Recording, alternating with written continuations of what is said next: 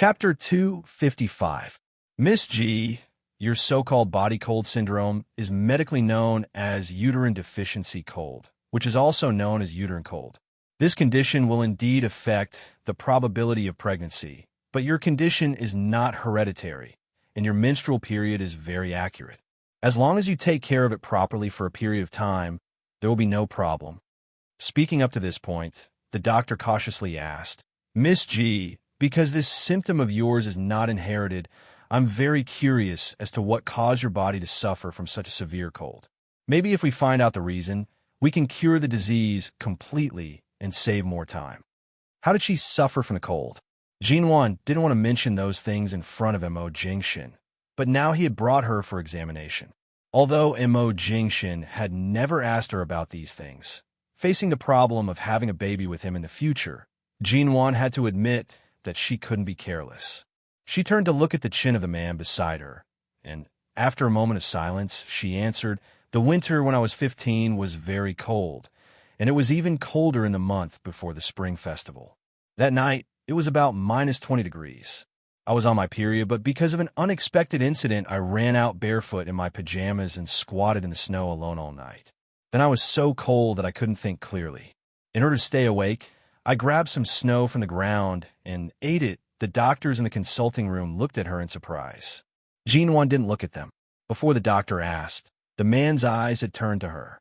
Their eyes met, and Jinwan saw the silent emotion in the man's eyes. She knew that sooner or later he would know what she had hidden for so many years. The doctor asked her to lie down and re-examined her again. When they walked out of the consulting room, Jinwan was still reading the diagnosis. It was not a serious problem, but she would need to drink Chinese medicine for 2 months to adjust. Mo Jingshin took her to the pharmacy to get the Chinese medicine. While waiting for the Chinese medicine to be boiled, he took her to a quiet VIP waiting room where no one would disturb her. When Jinwan sat down, he pulled a chair for her and put aside the coat she had taken off. His low voice was filled with infinite tolerance and concern. Are you cold? Put on a coat. I'll buy a hot drink. Jinwan looked at the man's handsome face and shook her head. I'm not cold or thirsty. Then she paused and said, I told the doctor the truth just now. Why didn't you ask anything? The man's clear voice was indifferent. If you don't want to say it, why should I ask? Those old matters are just like the relationship between you and the G family. There's no need to cling to them. They have nothing to do with your future life. Let the things buried deep in your memories rot away. There's no need to pick up the unnecessary vines that need to be cleaned up. Do you know? He smiled faintly. How tight-lipped do you think Ji Mingran will be? Jinwan, in that case, there were indeed no secrets. Jinwan supported her chin with one hand and looked at the doctors who were preparing medicine in the pharmacy across the street. She whispered, There are too many embellishments in her words, but you've heard her embellishments, so I really have nothing to hide. So it's all true? Mo Jingshin looked at the little woman sitting there with her chin in her hand. The winter when I was 15 was really cold. I don't want to remember that kind of cold for the rest of my life, Jinwan said softly. Jinwan said softly. That year, my father had just brought Shun Haru into the family, and Shung Ihan followed his mother into the Ji family. Although I was arrogant and didn't get along well with him at home, because my father insisted that Shun Haru and Shung Ihan stay in the Ji family. As a child, I couldn't say or do anything. At most, I dropped my things for a few days and left it at that. Shung Ihan is 4 years older than me. When I was 15, I was also ignorant and curious about love. I don't even know when he began to pay attention to me. In his words, it was probably because he had his first awakening of love, and he opened his eyes to me, his stepsister. Jinwan paused and looked at Mo Jingshin's faintly raised brows. She knew that this was the first time she had analyzed her absurd past that could not be considered as her first love. It was indeed harsh to his ears, but at least he was listening patiently. The more I ignored him, the better he treated me. In several months, he bought me countless such gifts, most of which were to make me, his sister, happy. Later, I became less wary of him and no longer kept him at arm's length. He also gave me a reader's souvenir from abroad.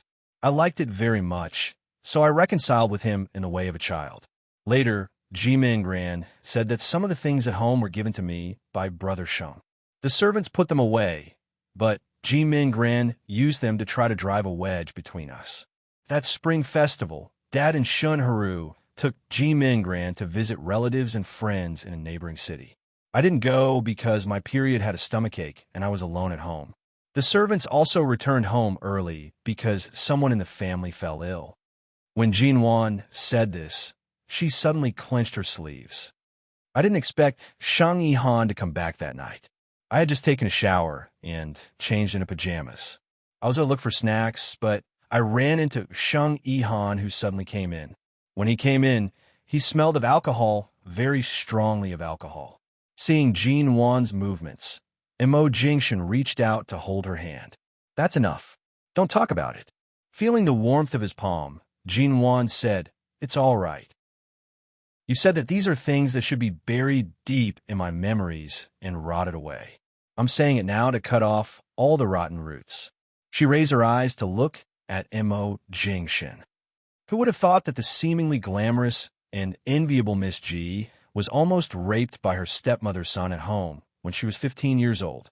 Although I grabbed the ashtray on the coffee table and smashed it against him, I was still frightened. Fearing that he would wake up, I ran outside. It was very dark at that time, and I didn't dare to run out of the G family's yard because I was wearing too little, so I hid barefoot under the old locust tree at the back and hid there all night. Chapter 256. Even though my struggle was effective and nothing irreparable happened, even though he stayed outside my ward for 3 whole days after he regained consciousness, even though he didn't eat or drink during the 48 hours I was in critical condition, and even though I was unconscious for several days, to me, the damage he caused was irreparable. So what if he was drunk at the time? That's not a reason. Jinwan said flatly. My father was furious about this. At first, he admired the stepson and didn't mind that he was the Sheng family's illegitimate son. But after that incident, the Ji family had no place for Shang Yihan. Shun Haru also expressed that she wanted to sever the mother-son relationship. I stayed in the hospital for 2 months before I returned home. To uphold justice for me, my father kicked Shang Yihan out of the Ji family in front of me. At that time, Mingran cried and said that Brother Sheng was drunk and didn't do it on purpose. She even tried to plead for him, but my father was really furious. He even warned Shin Haru that if she dared to have any contact with his son again, he would kick her out of the Ji family as well. In order not to let this shadow haunt me, my father made Shang Yihan's name a taboo in the Ji family. No one dared to mention it. Later, I went to America to study and broaden my horizons. I didn't think about those things anymore. If it weren't for the heavy cold in my body, I wouldn't be so afraid of the cold now. I've always been very healthy. When she said the words very healthy to Mo Jingshan, she sounded a little aggrieved. Mo Jingshan looked at her expression and raised his hand to pinch her cheek. I didn't say anything bad about you. You should be thankful that what happened when you were a teenager didn't leave too much of shadow in your life. What else did Mingran tell you except that I had a brief, ambiguous period with Shang Yihan when I was 15? What else could she say? As you think, she exaggerated the truth. Why didn't you ask me? The truth filtered out from her exaggerated words was the embarrassing thing you encountered when you were a teenager. If you didn't say it, why would I ask? Would I personally peel open your wound and ask you if it hurt? Do you think I'm that free? This sounded very cold-blooded, but it also seemed to be the most considerate way for her. Jinwan suddenly puffed up her cheeks unhappily. She leaned against Mo Jingshan's shoulder to say, no wonder Ji Mingran always speaks so confidently. No wonder she's always unconvinced because you treat me too well. It turns out that her mouth has long been dishonest. Mo Jingshan furrowed his brows. I've never seen her alone. Don't let your imagination run wild. Why would she need to meet him alone? With her all-pervasive personality, she doesn't even need to meet me to slander me. Speaking of this, she remembered that Shang Yihan had given her a watch last time. She looked up at him. So you knew I didn't take the watch last time, didn't you? The man stared at her. He knew that you wouldn't accept it, but he still gave it to you. The meaning of the watch is the bridge of lovers? Who do you think he was trying to disgust? That's true. No Anyuan. He suddenly called her name. In the future, if he meets you again, or if he has any suspicious movements, tell me directly. Don't bear it alone. What did you guys talk about outside today? Will he still look for me? I just want you to remember, just in case. Jinwan looked at his handsome face. She pursed her lips for a long time and suddenly kissed his chin. Why do you sound so calm when you hear that I was almost raped when I was young? Shouldn't you be extremely angry and want to kill someone right now? That's how it is in the movies. Even if I've already hacked him into pieces in my heart, what has already happened cannot be stopped. Mo Jingshen patted the top of her head. His voice was calm, but there was a hint of coldness hidden in it. Don't be anxious. I'll get it back for you one by one. Jinwan suddenly smiled. She hugged him with both hands in his embrace. My dear hubby, I love you, Jinwan said seriously in his embrace. The last time she said this, she was acting coquettishly. This time, she really said it from the bottom of her heart. The man smiled and reached out to hug her. He touched her head and chuckled softly. I didn't ask you to come to T-City. I didn't see any results, but you've learned how to confess. At this moment, the doctor from the pharmacy came over to check the list of Chinese medicine. Mo Jingshen had Jinwan sit there and got up to negotiate with the doctor. 4 hours later, it was already midnight. He finally got the decocted medicine and drove back to the condo. Mo Jingshen really did not let him handle the torture of waiting in the hospital. Jinwan did not have to worry at all. She sat in the waiting room and slept for a while before taking the car home. After returning home, the man coaxed her to drink the medicine. At 1 o'clock in the morning, she drowsily held the bowl and drank it. It was so bitter that she almost cried. When she raised her eyes, she saw Mo Jingshen watching her. It was clear that if she dared to spit out a mouthful, he would take out another bag of medicine for her to drink. In the end, Mo Jingshen saw that she pinched her nose and drank the entire bowl of medicine. The color in his eyes warmed. That's good. Go take a shower and sleep. Jinwan finally got it. She climbed onto the bed and lifted the quilt to sleep. However, in her sleep, she felt a warmth from the soles of her feet. She woke up in a daze and saw the man holding her curled-up body in his arms. At the same time, he held both her feet in his palm. The temperature of his palm was very warm. What are you doing? She was still sleepy and asked vaguely. Let me hug you in the future, if your hands and feet are cold, just tell me. There will be something specially prepared for you at home. The man gazed deeply at her half-asleep appearance. Every time this little woman woke up in the middle of sleep, her drowsy appearance was especially tempting. His Adam's apple moved up and down. When she nodded with an in response, he bent down to kiss her brows. 2 words came out of his throat. Go to sleep. Mo Jingshen will be staying in T-City for half a month. During this time, Jinwan had no chance to return to the dormitory. Of course, it could also be said that she had no intention of returning to the dormitory. After Boss Missouri returned to the condo after work, the first thing he did was to cook for her. This was a treatment that she did not receive even when they were in High City. However, it was impossible for Mo Jingshen to personally buy the ingredients. The ingredients were all delivered by the Annie he hired every day. He would wash them in the kitchen and leave them in the kitchen. Chapter 257. On this side, Jinwan ran back and forth to help Mo Jingshen.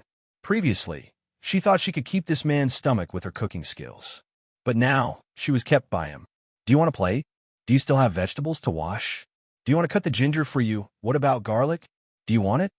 She was doing all these chores now, and she had forced herself to do it. Otherwise, Mo Jingshen would basically let her sit on the sofa and watch TV, not allowing her to touch anything. She really felt bad, so she ran over to help him. During the meal, Mo Jingshen glanced at Jinwan, who was enjoying the food with her cheeks puffed up, saying, This weekend, several leaders from T-City's Teaching Tools Bureau have an appointment with the leaders of T-University.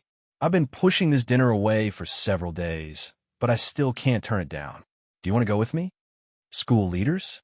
If I go, won't I be exposed? The school leaders are different from your classmates. After knowing you are Mrs. Mo, they will be tight-lipped. You don't have to worry about this. I'll think about it. You still need to think about it? Your principal has already prepared to bring his daughter, who has just graduated with a master's degree, to this dinner. He has introduced his daughter to me several times. Are you sure you don't want to go? Why are you glaring at me? Jingshen. Don't you think you have too many rotten peach blossoms? Which rotten peach blossoms have I seen too many? Jinwan chewed hard her mouth, realizing that if she hadn't insisted on coming to T University, Jingshen would not have been so close to T University. If he hadn't approached the principal, he wouldn't have been delusional enough to introduce his own daughter to him. But in the end, wasn't it because he was too attractive to women? TSK. She really wished he could be like some religious people who covered their entire body and only revealed a pair of eyes to walk the world. Perhaps then he would attract fewer peach blossoms. If I go, do I have to introduce myself? Do you think I'm a new student? What if the principal sees me and chases me away as a student? If they ask me who I am, what should I say? My wife. Do you have to be so direct? Jingshen glanced at her. What do you think I want to do? You want me to fight 300 rounds with the principal's daughter? Jinwan raised her brows. You think too highly of me. Jingshen chuckled. Your principal only has this intention, but he didn't say it clearly. It's just a meeting. After seeing the situation clearly, he won't force it. It's just an ordinary social event. Mrs. Mo, are you too embarrassed to go? What's there to be embarrassed about? So are you going or not? Jinwan put down the bowl and exhaled. Go. You found a husband yourself. No matter what, you have to keep him in your pocket. You can't give him any chance to cheat. Ahem.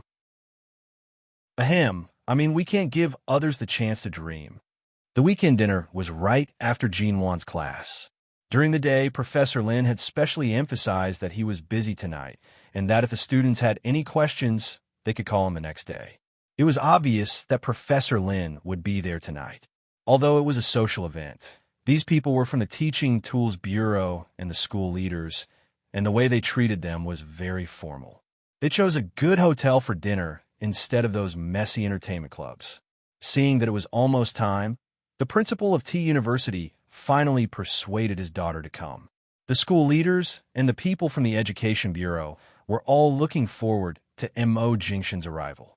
Jingshen arrived at the hotel at 7:30 on time. When he pushed the door open and came in, the dozen or so people in the hotel room all looked at him and then subconsciously glanced at Jinwan behind him.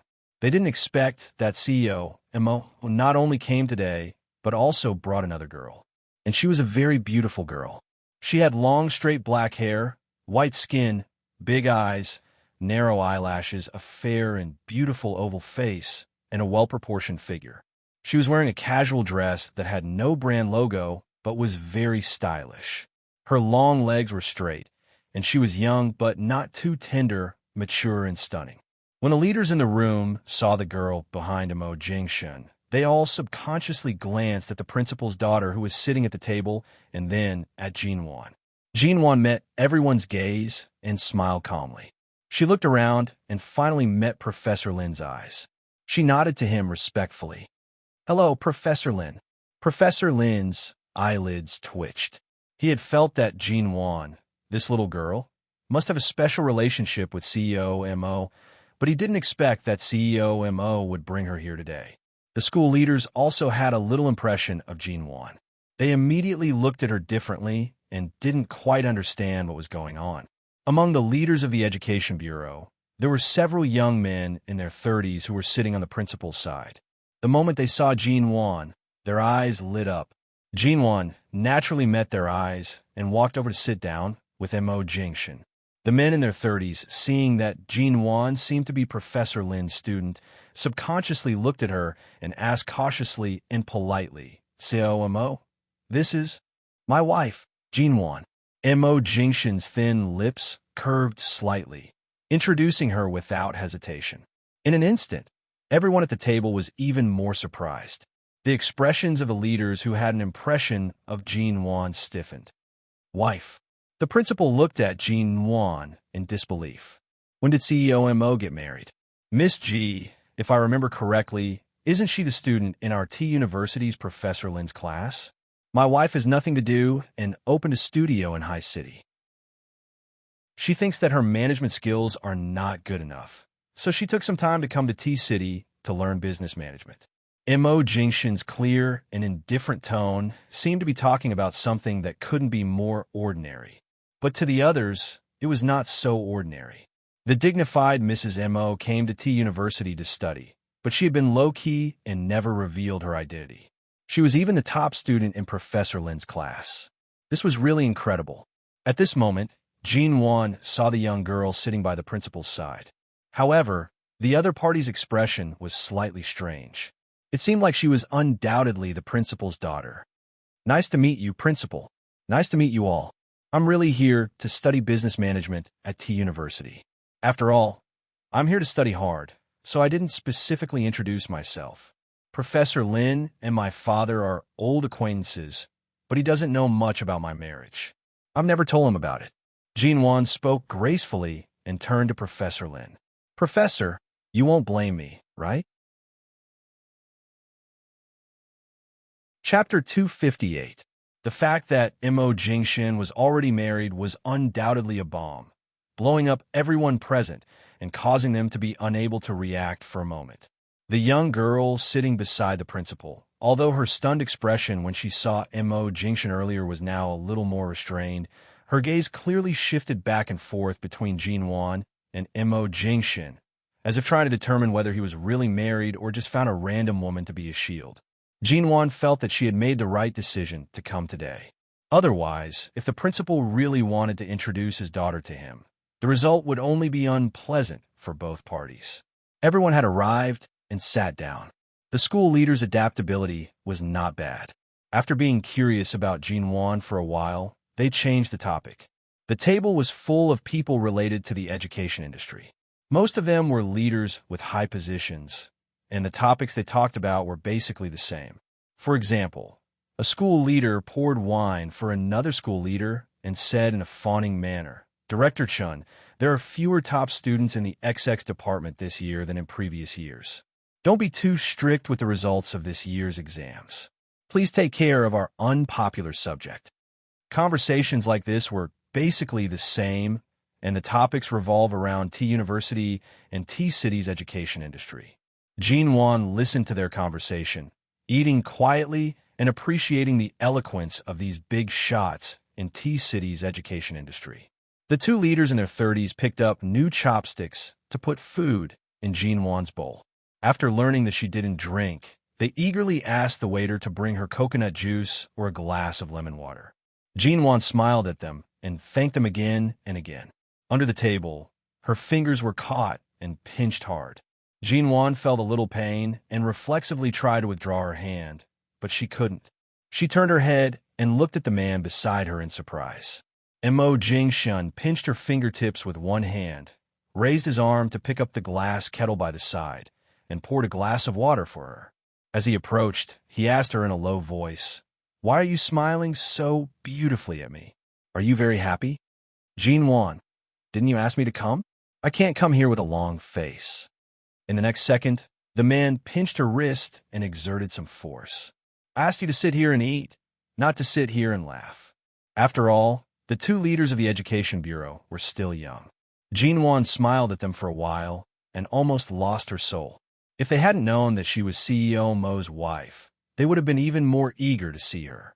"But I can't be expressionless when I look at others," and Mo Jingshin picked up a piece of beef and placed it in her bowl.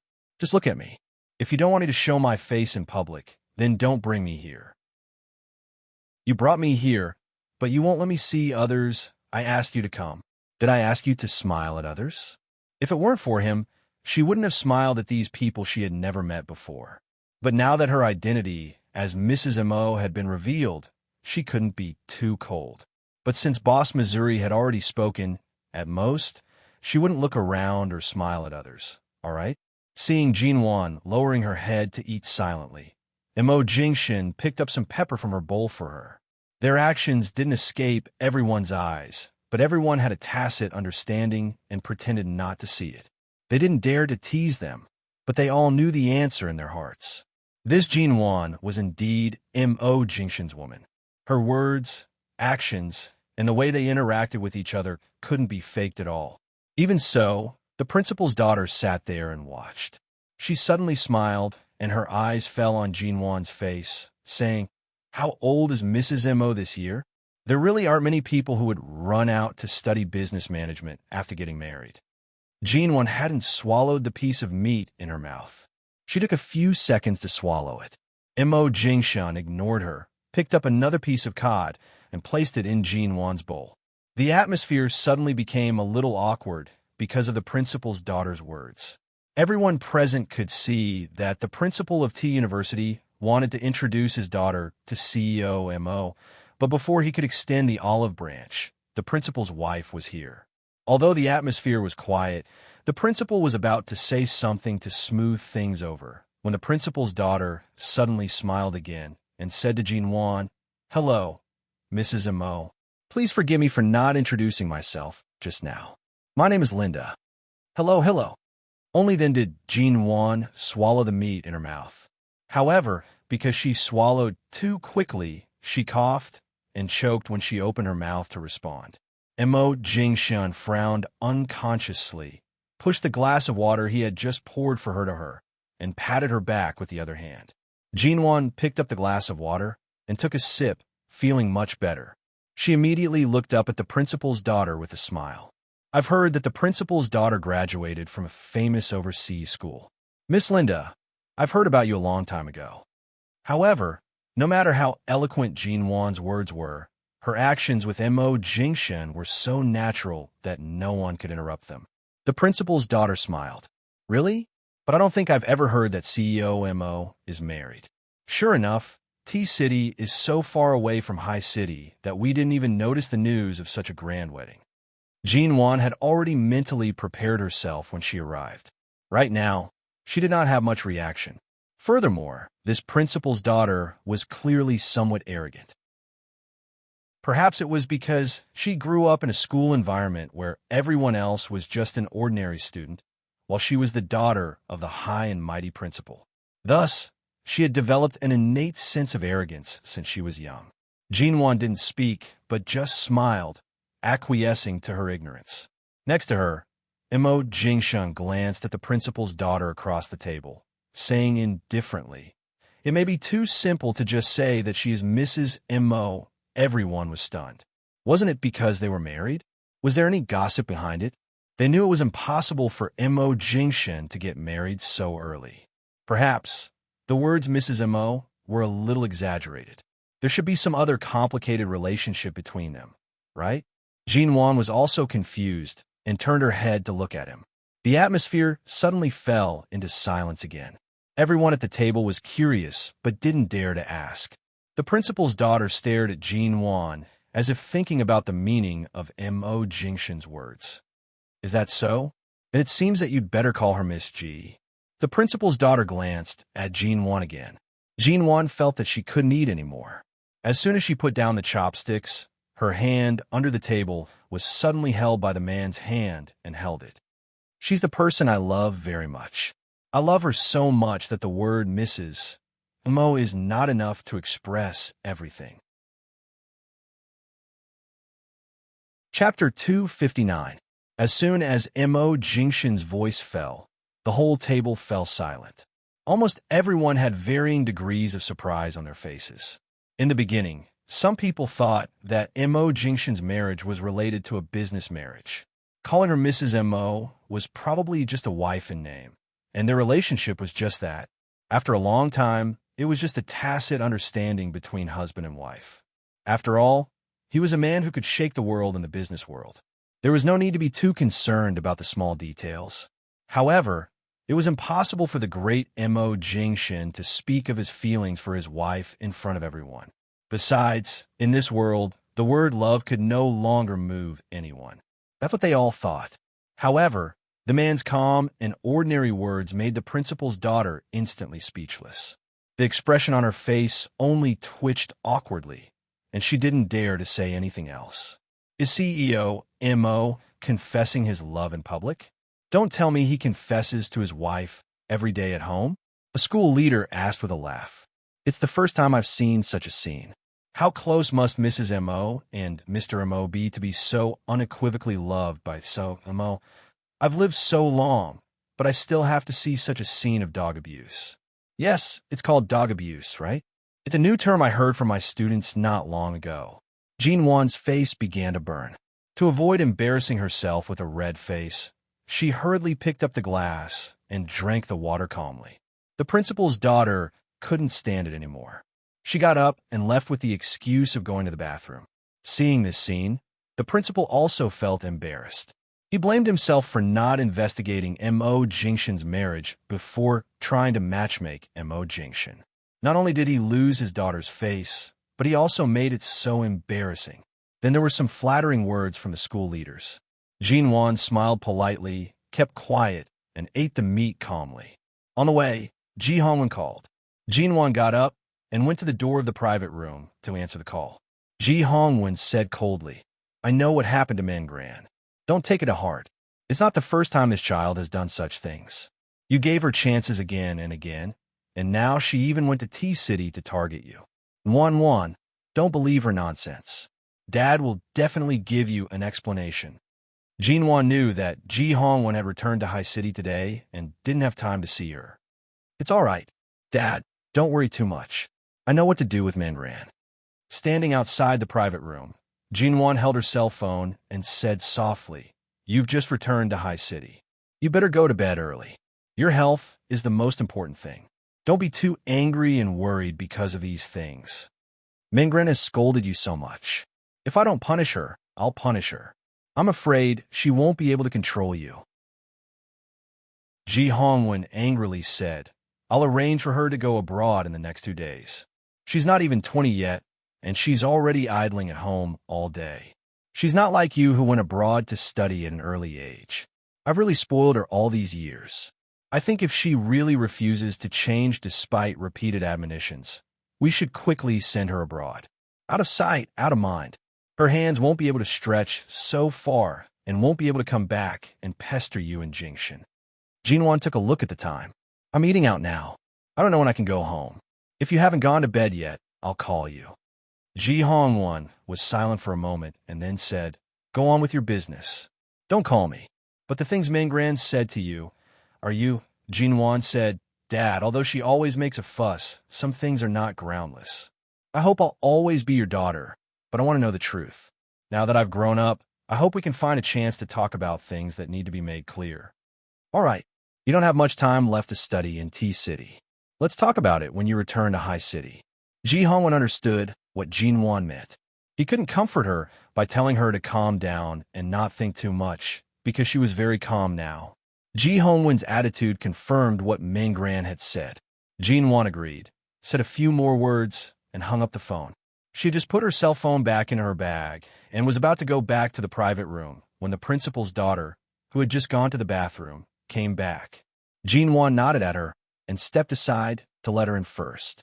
The principal's daughter didn't move but just stood at the door with a smile on her face, saying sweetly and softly, "Mrs. Mo, I'm sorry for offending you just now."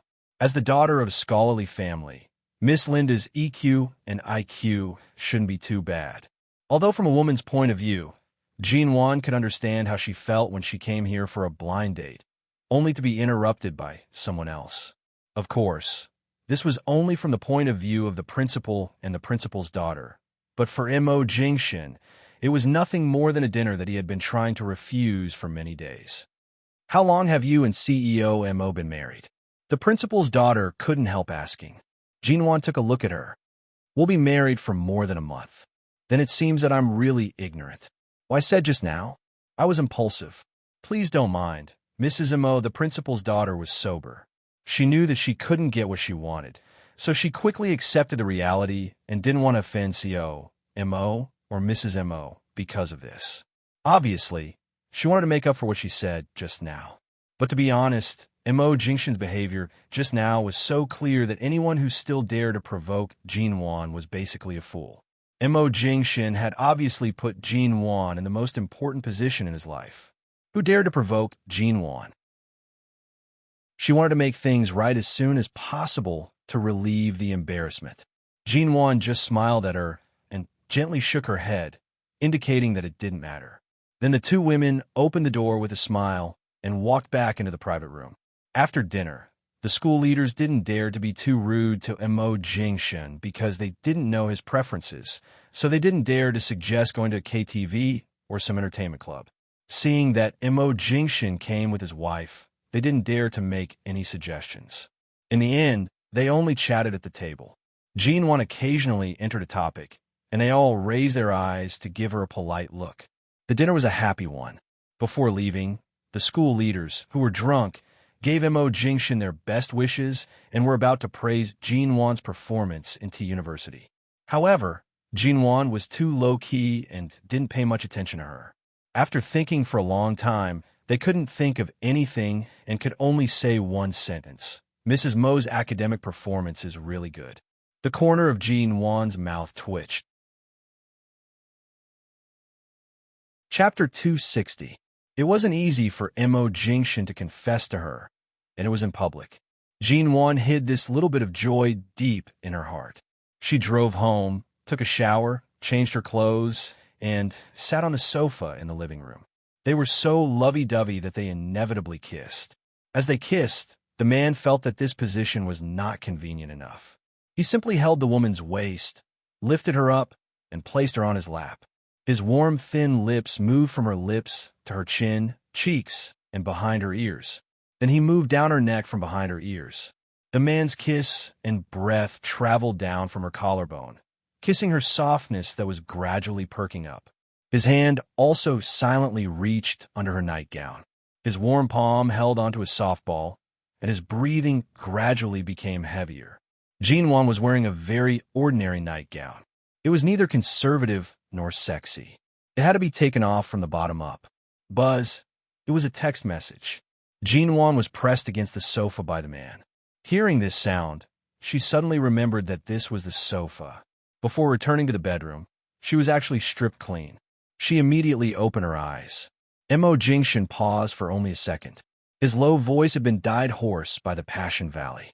Don't mind it. Continue. With that, he held her chin and continued to kiss her. Jinwon, why did Boss Missouri like to do it on the sofa recently? My phone is ringing. I heard it. Let me take a look. It's just a text message. So I took a look. I don't usually have junk messages on my phone. Those that can be sent to me are basically people I know. No hurry. Don't mind it for now. Mo Jingshan. The sound of text messages did not stop ringing once. Several messages were sent over with a buzzing sound. Who would keep sending text messages in the middle of the night? Except for Xia Tian, no one else would be so crazy. No. Get up. With the sound of the phone by her ear, Jinwon could not concentrate. Mo Jingshan did not care. Earlier on, when he saw her smiling happily at others, he already wanted to press her down here and teach her a lesson. It wasn't easy for her to come back. How was she going to cooperate today? Why would she care about the person who sent her messages in the middle of the night? Jinwon could not do anything to him, nor could she push him away. She bit her lip helplessly and said, Let me take a look first. What if something happens? Can't I continue after reading it? 1 more minute won't make a difference. When she said that, he paused. He narrowed his eyes and said hoarsely, I'll give you a minute. You'll pay me an hour? What a beast. Seeing that she didn't speak, he reached out to take off her panties. Fine. An hour it is. Anyway, even if you don't give me a minute, it's still up to you to decide how long we have to do it tonight. After balancing the benefits, she felt that it didn't matter whether she agreed to this request or not. She just had to give in verbally. As expected, Mo Jingshan stopped. Jinwon hurriedly sat up, grabbed a handful of her messy hair behind her shoulders, and picked up her cell phone to take a look. Mo Jingshan saw the woman sitting on the sofa. Her clothes were almost peeled off. The air in the room was still a little cold. Seeing that she was sitting there looking at her cell phone without wrapping herself with her clothes, Mo Jingshan frowned and patiently waited for her to read the message. He then expressionlessly picked her up from the sofa and carried her back to the bedroom. He kicked the door open, put her on the bed, and lifted the quilt to cover her body that had been contaminated by the air. Sure enough, Jinwon guessed right. Only Xia Tian dared to send such a bombshell message in the middle of the night. Xia Tian, boss, the performance report and financial list of the studio last month have been sent to your email. Boss G, please check it. Xiao Tian, you really have a good eye? In the past 2 months, I didn't have to do anything at all. I just had to deal with the investors who came to negotiate the transfer of land and real estate. And I didn't touch the properties with a high market value under the studio's name. But some of the shops in small places with particularly good geographical locations that you bought sporadically were snatched up by those investors as treasures. Xiaotian, the lowest price they offered was enough for our studio to survive for several years. We made a net profit of more than 40 million yuan. I think the price can be raised further, so I didn't sell it. Anyway, you're not in a hurry to sell it. Xiaotian, by the way, I just wanted to ask you. Shinfeng Company is going to buy the land in Dawang City from us for 350 million yuan. Do you think the price is right? Do you want to sell it? Xiaotian, your small studio is nominally a studio, but in fact, no one can guess that you have so many treasures in your hands. If you sell all the existing properties, your studio's working capital will be more than that of many listed companies. You always say it's a small studio. Well done. You are becoming more and more low-key. You don't show your true colors, do you? Xiaotian, what time is it? You don't even reply to my messages? Are you asleep? Or are you rolling around in bed with your dear husband? Tut, tut, a guy who values love over friendship. Xiaotian, but then again, dear Boss G, now that your studio is so rich, why are you still complaining about being poor every day? If I really break off my relationship with the Xia family, I may really have to rely on you to support me. Which leg of yours need a pendant now? Make room for me. I want to hug it. Xiaotian, you have only taken over Han Tianyuan's company for a few months. You only spent 30 million yuan on this studio, didn't you? Yesterday, I checked the finance and projects, only to find that in just a few months, the profits have exceeded 10 times. Sure enough, you were right to insist on the road of real estate from the beginning. Then there was a lot of nagging. After reading it, Jinwan directly replied, "One day, you will see the profits increase by 100 times. In the next few years, it will definitely be a good time for the domestic real estate market to rise sharply.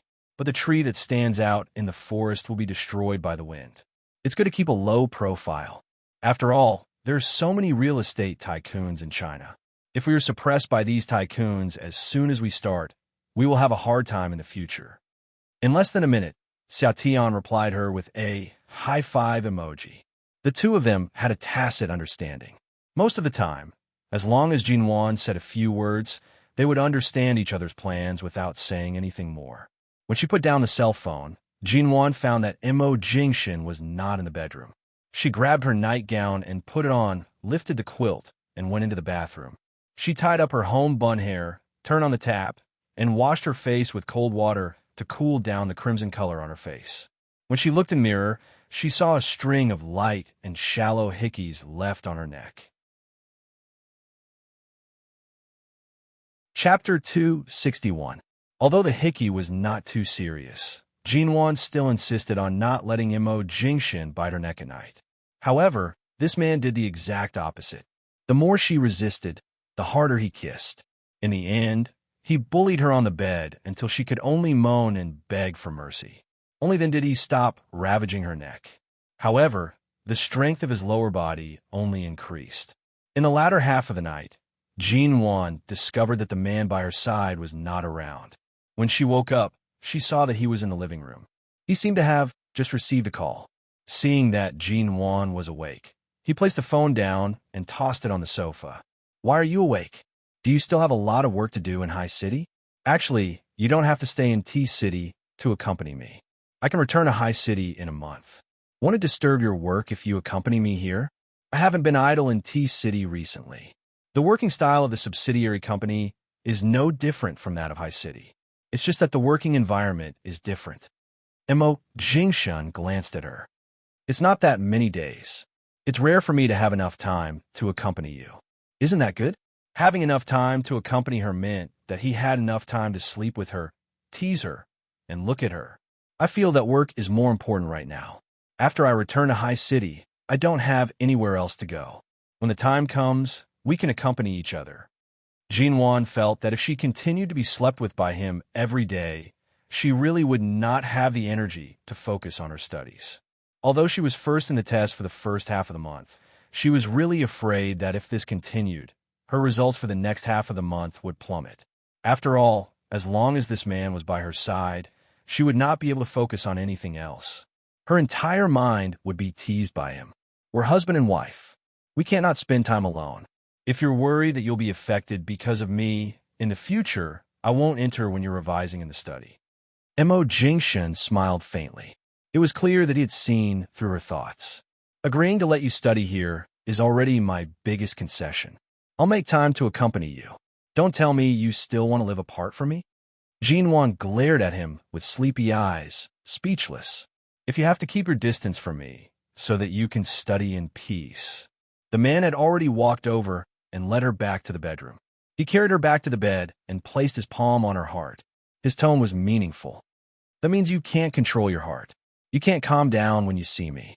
Can you blame me for that? Jinwan, was it because she had suddenly woken up in the middle of the night, so her mind was still a little muddled? How did he manage to convince her with just a few words? Mo Jingshan saw that she wanted to defend herself, but felt that he was right. He held her face with a dark gaze and gave her a lingering kiss. You don't want to sleep anymore? I'll let you go early because I heard you begging for mercy. If you don't want to sleep, I don't mind continuing to enjoy myself until I'm satisfied. When the kiss ended, Jinwan's eyes immediately became misty. She tried hard to control her breathing. She couldn't help but press her legs together to prevent his hand from entering her. In Mo Jingshan's eyes, it was as though a fire had been thrown into his already dark eyes. You did it on purpose? He bit her lips hoarsely. Earlier, I realized you weren't here and suddenly woke up. I'm still sleepy. Jinwan turned her face away and leaned into his embrace. Tonight, he only wanted to do it once before letting her go. However, back then, he had used a lot of force. Even though she had showered and slept, she still felt that her body was extremely sensitive in his embrace. Could it be that in the past, it had been too long? Now that he had let her go this time, she suddenly felt uncomfortable. She had actually become this sensitive after just a few words, and Mo Jingshan's dark gaze landed on her face. His dark eyes carried a hint of suppressed laughter as he patted her back. Seeing that Jinwan was really curled up in his embrace, he did not force her to continue. He rubbed her head, indicating for her to sleep peacefully. 2 days later, Jinwan received a call from Antichin. Antichin was the Ji family's helper. She had watched Jinwan and Ji Minggran grow up. Eldest Miss, Director Ji wants to send second Miss overseas. He has even booked the school and plane tickets. For the past 2 days, he has locked second Miss up at home and has even sent bodyguards to keep a close eye on her. Second Miss hasn't eaten for 2 to 3 days, but Director Ji still insists on sending her overseas.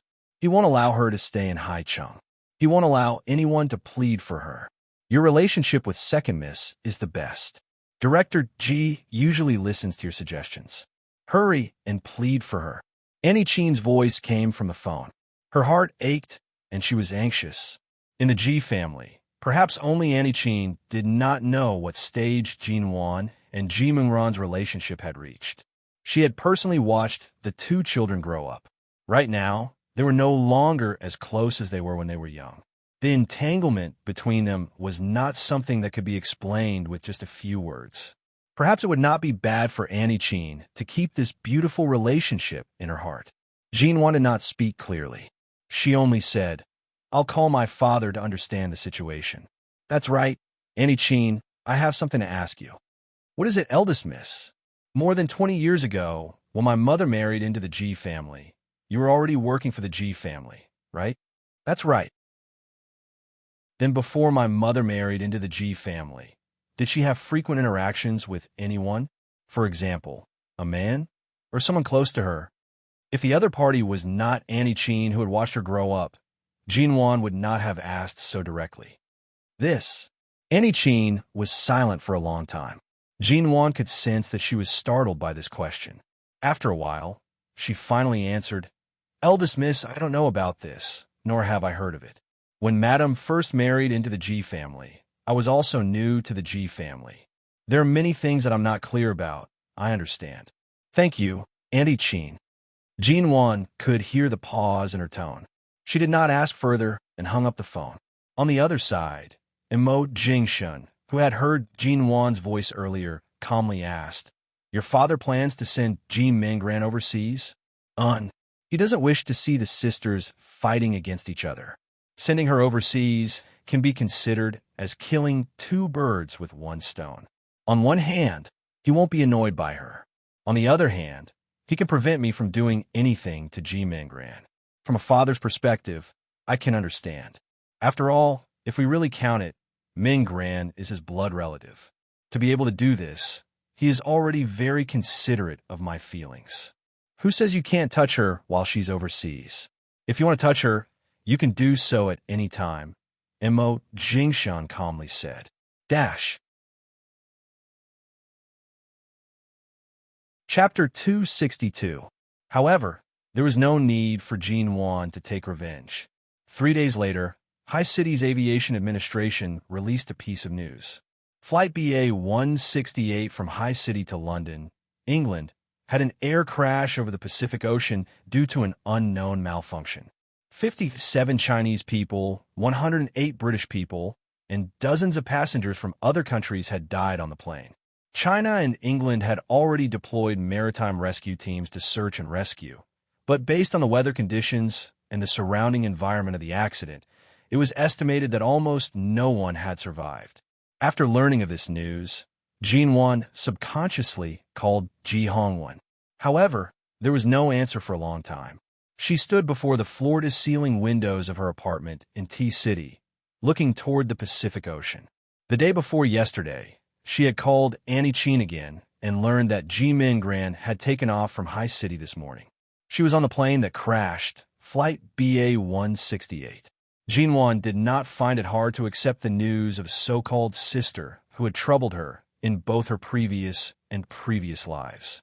However, her first reaction was that Ji Hongwen would definitely not be able to take it. Ji Hongwen's call remained unanswered for a long time. Jean Wan decided to call Annie Chin again. When she picked up the call, Annie Chin was crying the entire time. She said that Director Ji's condition was not too good. After learning of the plane crash, he had locked himself in his office and had not come out for several hours. No one in the company dared to barge in. Jean Wan would never forgive him no matter what. However, in Ji Hongwen's eyes, Ji Mingran was still his biological daughter. The moment Imo Jingshan entered, he saw that Jean Wan had put on her clothes and was preparing to leave. "It's already 6 in the evening. Where are you going?" "I'm going back to High City tonight. I don't know if I can make it back tomorrow morning." "Tomorrow, have Feng Ling help me apply for leave from Professor Lin." Jean Wan anxiously spoke and prepared to leave. Imo Jingshan glanced at her and reached out to hold her wrist, bringing her back. At the same time, he placed her bag down. "Right now, even if you rush to the airport, the earliest flight back to High City will be after midnight.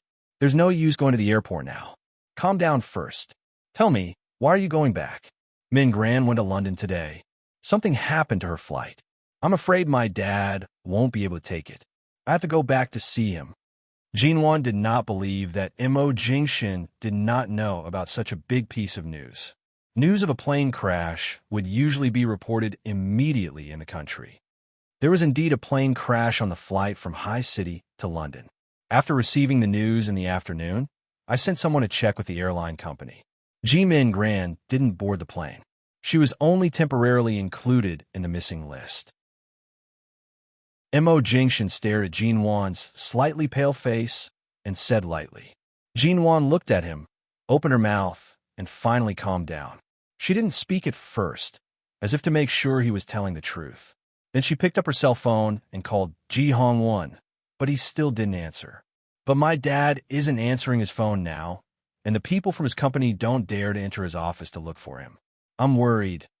Director Ji has been through many trials and tribulations in the business world. His mental fortitude won't be so weak.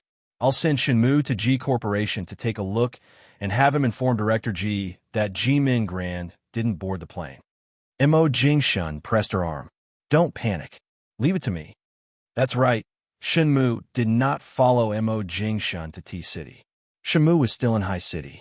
As Mo Jingshan's most capable assistant, he would definitely have a way to enter the G Corporation to meet her father. Jinwan nodded, turning her gaze toward Mo Jingshan. Mo Jingshan knew that she was a little anxious and did not say much. He only patted the back of her hand comfortingly and picked up his phone to call Shunmu. After personally hearing Mo Jingshan's instructions, Jinwan glanced at her cell phone. Another piece of news about a body being retrieved by a search and rescue boat appeared on the screen. Perhaps it was because she had already lost all feelings. The many years of vicissitudes in her previous life and the hatred she felt today had covered up the so-called feelings they had for each other for the past 10 years. From the moment she first heard about Ji Mingran's plane crash until now, Jinwan's heart had not been moved at all. She was only slightly dissatisfied that she could not personally let Ji Mingran experience the path she had taken in her previous life. She also felt a little disappointed. Even now, when she learned that Ji Mingran might not have been on the plane, she did not feel anything. Things like feelings, if they no longer existed, would never exist. Things that had cooled, things that had been chilled, could never be warmed up again.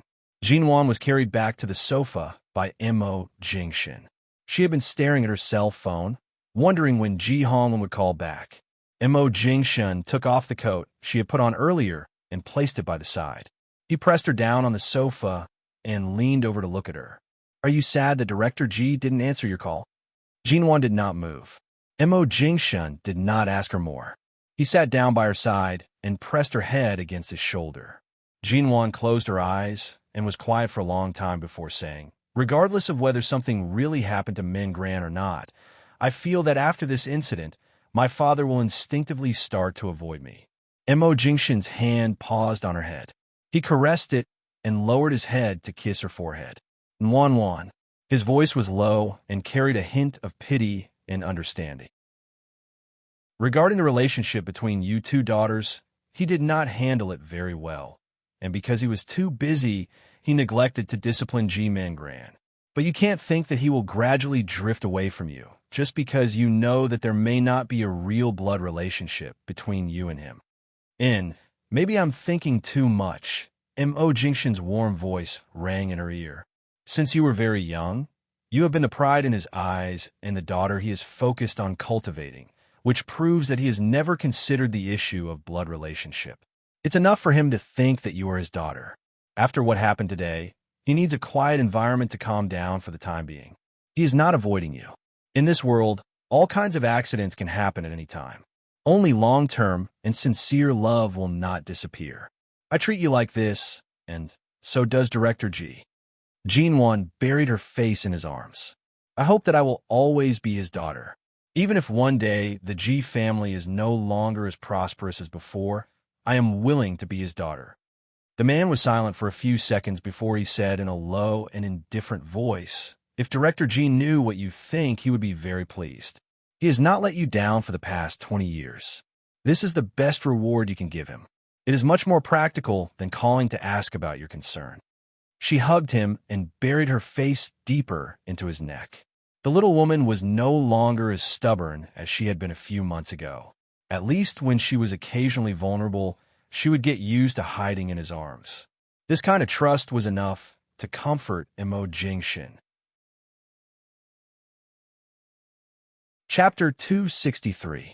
Jinwan wrapped her arms tightly around Mo Jingshan's neck, softly saying, "Life is truly too unpredictable. It's so unpredictable that if you don't grab hold of something today, you'll completely miss it and lose it tomorrow." The man pinched her face. "At least you won't lose me." Jinwan did not speak. There were many unexpected laws in this world. She was afraid of those laws that were always contrary to one's thinking and always went against everything one hoped for in one's heart. It was not that Mo Jingshan could not tell that after Jinwan learned about her parentage. Although she appeared calm and unaffected, there were still some things in her heart that she could not get over. "Trust me, no matter how unpredictable life is, I'll always be here." Jinwan nodded, burying her face deeper into his neck. Mo Jingshan directly lowered his head, returning a deep kiss. "To university." During class, Jinwan went to the bathroom. Mo Jingshen had been in T-City for more than half a month, and most of his work had entered the final stages. In a day or two, he would be returning to High City. Although Jinwan was reluctant to part with him, there was not much time left before she returned to High City. She could not really delay his work. After all, for her sake, Mo Jingshen had already increased the workload in T-City to the maximum. He had also extended the time limit as much as possible. It was precisely because they were about to separate again that Jinwan was almost squeezed dry by Mo Jingshen for the past 2 nights. It was not an exaggeration to say that they were entangled to death. Ling Feifei followed him into the bathroom. Seeing that Jinwan was there, she approached and symbolically washed her hands. She squeezed some hand sanitizer on and turned to look at the light blue turtleneck Jinwan was wearing. She revealed a harmless smile. Jinwan, don't tell me you and Feng Ling really know each other? Previously, when you were in the dormitory, your relationship had always been mysterious. Recently, I haven't seen Feng Ling, and you haven't returned to the dormitory for more than half a month. By the way, and I have been missing the two of you. Jinwan glanced at her, raised her hand under the dryer, and unhurriedly blew on it. As she blew, she said lightly, "It's not surprising that you suspect the relationship between me and Feng Ling, but if you say you miss us, forget it. If we're not here, won't you have a place to put your luggage? How would I dare to put it there? Don't mention luggage. Even if I toss a piece of clothing onto your bed, Bai Wei won't be able to resist reprimanding me. She'll insist that the two of you haven't returned to the dormitory recently and that the bed is still yours. Although you and Feng Ling aren't in this dormitory, there's still Bai Wei watching over it." Ling Feifei rubbed her hands as she spoke. She then deliberately glanced at Jinwan's clothes. T-City isn't as cold as High City. Why are you wearing a turtleneck here? Aren't you hot? Jinwan's eyelids lifted, her lips revealing a hint of mockery. What are you trying to find out from me again? Towards a small character like Ling Feifei, she did not wish to waste any time beating around the bush. Soon, they would be going their separate ways. Why did this Ling Feifei look down on her so much? When they were living together, she found fault with her. Now that they were living together, she still wanted to find fault with her. Jinwan did not know which thorn in her had pricked her. If she did not touch her, it would itch. Ling Feifei looked at Jinwan's usual indifferent expression, her delicate, fair face remaining indifferent. After washing her hands, Ling Feifei pulled out a piece of tissue. As she wiped her hands, she said, "Earlier in the classroom, I saw a red thing around your neck. I didn't get a good look at it before it was covered by your collar. Don't tell me you were injured while you were living outside the school. Let me take a look. Is the injury serious?" As she spoke, Ling Feifei suddenly raised her hand to tug at Jinwan's collar. Jinwan was expressionless as she raised her hand to block it. At the same time, she curved her lips lazily and coldly. She smiled ambiguously. "When did you become so concerned about me? You could even notice such a small mark on my neck, and you even follow me to the bathroom to take a look?" After hearing her words, Ling Feifei's lips curved in an unfriendly manner. "Jinwan, as expected, you have a guilty conscience." Jinwan shook off her hand, casually tidied up her clothes, and turned to walk out. Ling Feifei could not hold back her anger and directly followed her. Jinwan heard her footsteps but ignored them. As she walked, she slowly patted away the non-existent dust on her body. Even if you hid well, you were still discovered. Didn't you just find an opportunity to hug CEO Mo's thigh? Why? Do you feel good fooling around with CEO Mo behind his wife's back? Ling Feifei spoke with a sour tone as she leaned close to Jinwan's ear. "These days, have you been with CEO Mo? Has he really taken a liking to you?" When she heard this sentence, Jinwan's footsteps paused. She turned to look at Ling Feifei, who appeared as though she had caught on to someone's weakness. Jinwan only glanced at her before sneering in disdain. A few seconds later, she continued walking toward the professor. When she was about to reach the classroom door, Jinwan slowly and indifferently said, "There really aren't many people like you who only believe in your own foolish heart and refuse to believe in your own eyes." Ling Feifei leaped in front of Jinwan and stared at her. She raised her voice slightly and said agitatedly, "You really are a hypocrite. That day in the stadium, if not for me, would you have had the opportunity to be so close to CEO Mo? Right now, I'm asking you from the perspective of a participant. Did you go behind my back to seduce CEO Mo? You still have the cheek to speak so confidently?" Seeing Ling Feifei's agitated expression, Jinwan raised her eyes and coldly watched her. "What did you participate in? That day in the stadium, you didn't even have the cheek to take the initiative to speak to CEO Mo. If I hadn't told you that you're from High City, you most likely wouldn't have had the chance to speak to him in this lifetime." Ling Feifei glared at her. "At the very least, I was the one who pulled the strings.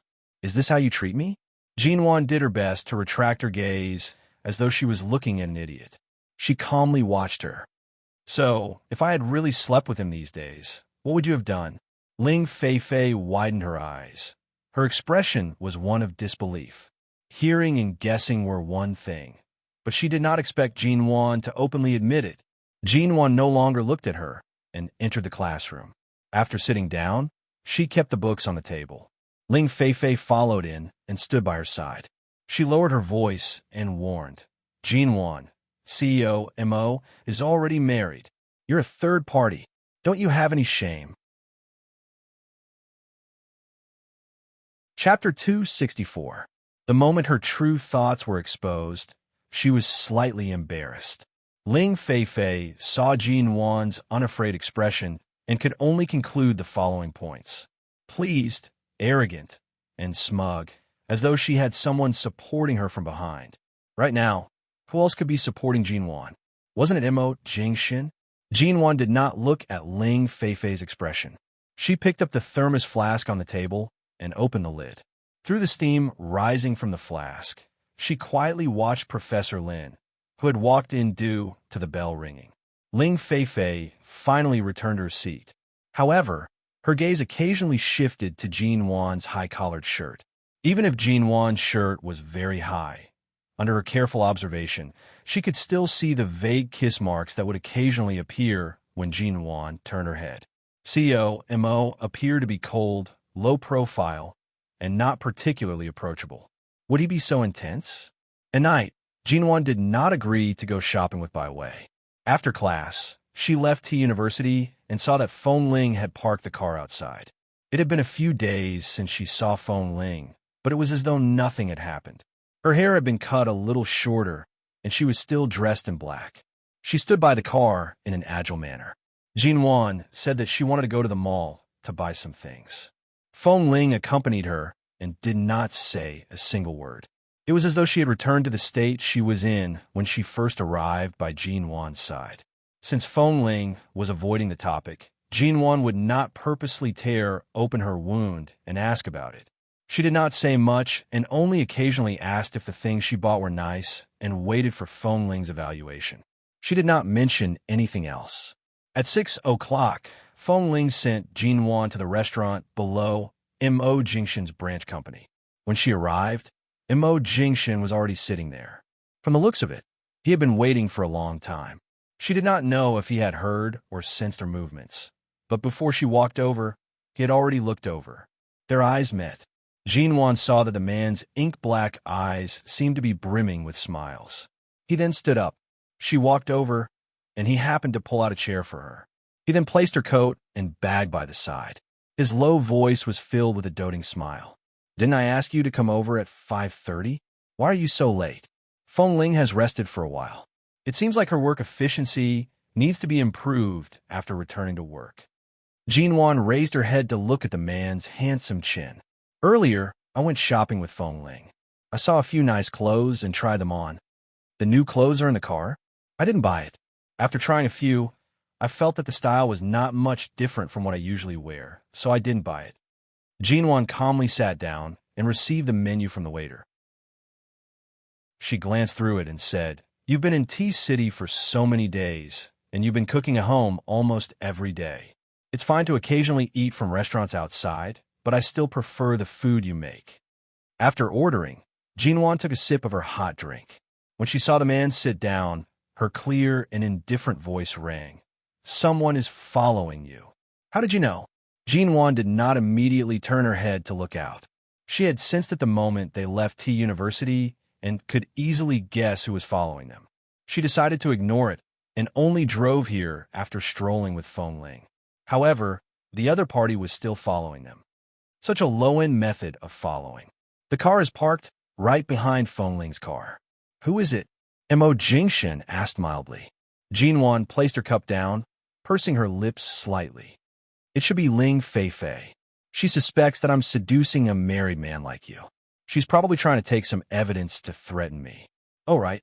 She might even be able to extort some conditions from you that you normally wouldn't agree to. Mo Jingshan found it funny to see her impatient expression. School and work are on two completely different levels of intelligence. You sure can endure it. What else can I do? You were right last time. Being too serious with this kind of child will only lower my intelligence. Jinwan watched the man's smiling eyes and pursed her lips. I just need to persevere for 2 more weeks. After the T University anniversary and the final test, I can return to High City's embrace. Mo Jingshan raised his brows. You plan on attending the anniversary? I didn't attend it when I was still a student. Since I've encountered it this time, I might as well participate. Earlier, I was preparing to buy clothes for the anniversary. I didn't want to be too high profile or too casual. After searching for a long time, I couldn't find anything suitable. The man watched her, smiling mildly. I'll return to High City tomorrow night. Tonight, I'll accompany you to shop for clothes. No need, there's no rush. When the time comes, just pick one from my wardrobe. From the corner of her eyes, Jinwan saw that Ling Feifei's car was still parked outside. The car window was rolled down slightly. She was most likely secretly taking photos. She did not turn back to look. She only held onto the cup of hot drink, asking, How's my dad? The day before yesterday, after Ji Hongwen met with Shinmu, he did call Jinwan. However, he only said a few simple words of concern and did not speak further. Right now, it was still uncertain if Ji Mingran had gone missing or met with a mishap. If she had not met with a mishap, why was there still no news of her? However, Mo Jingshan had found out that Ji Mingran did not board the plane. It was impossible for someone to disappear just like that, much less coincidentally during a plane crash. Under such circumstances, it was not appropriate for Jinwan to call back frequently to ask about it. After all, even if Jinwan was not the mastermind behind Ji Mingran's departure, she was still the main reason behind it. He's still waiting for news. His emotions are more stable than you think. There's no need to worry. My dad is someone who is very good at controlling and hiding his emotions. If not for that, I wouldn't have only found out about my identity from someone else's mouth at such an old age. At this moment, the waiter placed a bowl of borscht on the table. Mo Jingshan scooped some soup and placed it in front of Jinwan. His deep eyes carried a hint of gentleness. Don't get to the bottom of everything. It's most important to stabilize your own state of mind. Jinwan looked at his handsome face and glanced out of the corner of her eyes. If that crazy girl outside uses the photos she secretly took today to threaten you, a married man, or to threaten me, what do you think I should do when such a senseless situation happens? Jinwan did not plan on letting Ji Hongwen's matter affect the mood of this meal. She took the initiative and decisively changed the topic. The man smiled. His long arm reached over to touch her head. He chuckled softly. Will you make her regret looking down on you for the past 3 months? Or will you use the title of the real Mrs. Mo to slap her face? Jinwan took a sip of the soup and calmly said, That will depend on how much she seeks death. Dash. Chapter 265. Mo Jingshan raised his brows slightly, speaking in a low and heavy voice. After returning to High City, it won't be as relaxing as it is in T-City. Since you're still here, cherish your last month of school life and spend some time with your friends. Don't be too hard on yourself. Hearing his words, Jinwan suddenly felt that her delicate nose was about to turn sour. Previously, Mo Jingshan had said that when he left, he couldn't wake her up. Otherwise, would he have to watch as she hugged him and cried? At most, they wouldn't be apart for more than a month. Right now, Jinwan was beginning to feel reluctant to part with him. When they returned, Feng Ling did not follow them. As Jinwan fastened her seatbelt, she glanced out the car window. She saw that when Feng Ling hailed a taxi and left, her figure was still lean and nimble. Perhaps she was thinking too much. For someone like Feng Ling, who had fought her way through a group of men, perhaps her heart was more tenacious than most women. Or perhaps Feng Ling was better at hiding her feelings than most women, completely sealing away the emotions she shouldn't have in a corner of her heart. A shadow pressed down on her. By the time she reacted, Mo Jingshan had already helped her buckle her seatbelt. The black SUV stopped in front of a custom-made gown shop in T-City. This shop was several times more high-end than the one she had seen with Ling Feifei and the others. Since you've decided to attend T University's 100-year anniversary celebration, don't be too perfunctory. This is a branch opened by a French designer friend of mine. Many of the gowns here are very suitable for you. Go in and take a look. If there's anything suitable, buy it. The gowns here are all measured and tried on before being airlifted to your size. If there's anything you're not satisfied with, you can send it back to Paris to have it changed. Jinwan originally did not plan on wearing a gown, but since Mo Jingshan had already spoken, she thought for a moment and nodded. Mo Jingshan alighted from the car and opened the door for her. He held her hand as they entered. The employees immediately came out to welcome them. When they saw Mo Jingshan, it was as though they had seen a live face scanner. Without calling their boss or confirming his identity, they had already recognized him and greeted him with a face full of smiles. Mr. Mo, there weren't many people in the shop, and it was relatively quiet. There were only a few young couples trying on their dresses, and they caught everyone's attention as soon as they entered. Jinwan's hand was held by the man's warm hand. He didn't look at anyone's eyes, ignored their envious eyes, and took her to see all kinds of dresses inside. Simple, complicated, classical, modern, low-key, and luxurious. The crystal display windows had everything they wanted. Jinwan's gaze finally fell on the innermost strapless gown embellished with gold. This gown seemed to be a new design for the Paris Autumn Fashion Show. This year, it was fashionable to have such a shiny, but not too luxurious gold gown. Jinwan was very satisfied with the design and color of the gown. The skirt was spread wide, almost in the shape of an A. The layers of soft chiffon were decorated with tiny stars. It was a little mischievous and romantic. Overall, it was very beautiful and suited Jinwan. Seeing that she liked it, the shop assistant on the side smiled and said, "Is this it? We'll bring it out for you to try on immediately." Jinwan neither nodded nor shook her head. Indeed, she liked it. However, she felt that if Mo Jingshan wasn't in T-City for the few days she was dressed like this at the school anniversary party, wouldn't she appear too gorgeous and lonely without anyone by her side? You don't like it? Seeing the trace of hesitation in her eyes, Mo Jingshan stood by her side, his breath enveloping her nose. "I didn't even know that T-City had such a good gown shop. I've never seen it before." Jinwan raised her eyes. Mo Jingshan watched her. "Do you like it or not?" "I like it, but isn't it too beautiful? Those classmates of yours are either young and ignorant, or they're arrogant and overbearing. For the school anniversary, they'll only wear more beautiful clothes." This is already considered very low-key. Mo Jingshan's expression was serious as he spoke, but Jinwan could see from his eyes that he seemed to be very satisfied with this gown. The shop assistant had already carefully brought out the gown, smiling as she invited Jinwan in to try it on. Jinwan nodded and entered the inner room. There were many mirrors in the changing room. After the shop assistant helped her put it on, she sighed in admiration by the side. Jinwan lifted her long hair and looked at herself in the mirror. It seemed like she had not specially dressed up for a long time. Even when attending banquets, she did not put in any effort to dress up. Right now, her mood was no longer that of a 21-year-old. She was always muddling through many things, and she had almost forgotten about her beauty and the stunning appearances she had at various banquets when she was a teenager. The lighting in the changing room was very gentle. She touched her hair and looked at herself. Right now, her fair and clean face was slightly more dignified than before. It was as though this was the reason why she was known as Hai Cheng's #1 socialite. The top half of the gown was strapless, perfectly displaying her exquisite collarbones. Slightly lower, the soft, white skin was faintly discernible. It was not revealing, but it gave off a comfortable and seductive feeling. The woman's slender curves were perfectly displayed. This gown was very well fitted.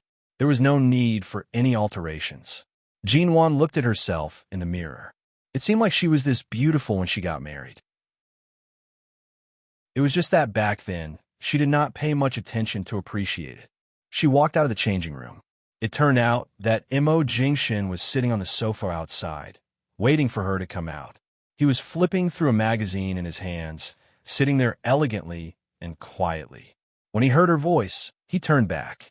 The first thing that flashed past the man's eyes was warmth. He was not as breathtaking as the other male customers who were choosing gowns for their female companions. Mo Jingshin understood how beautiful Jean Wan was.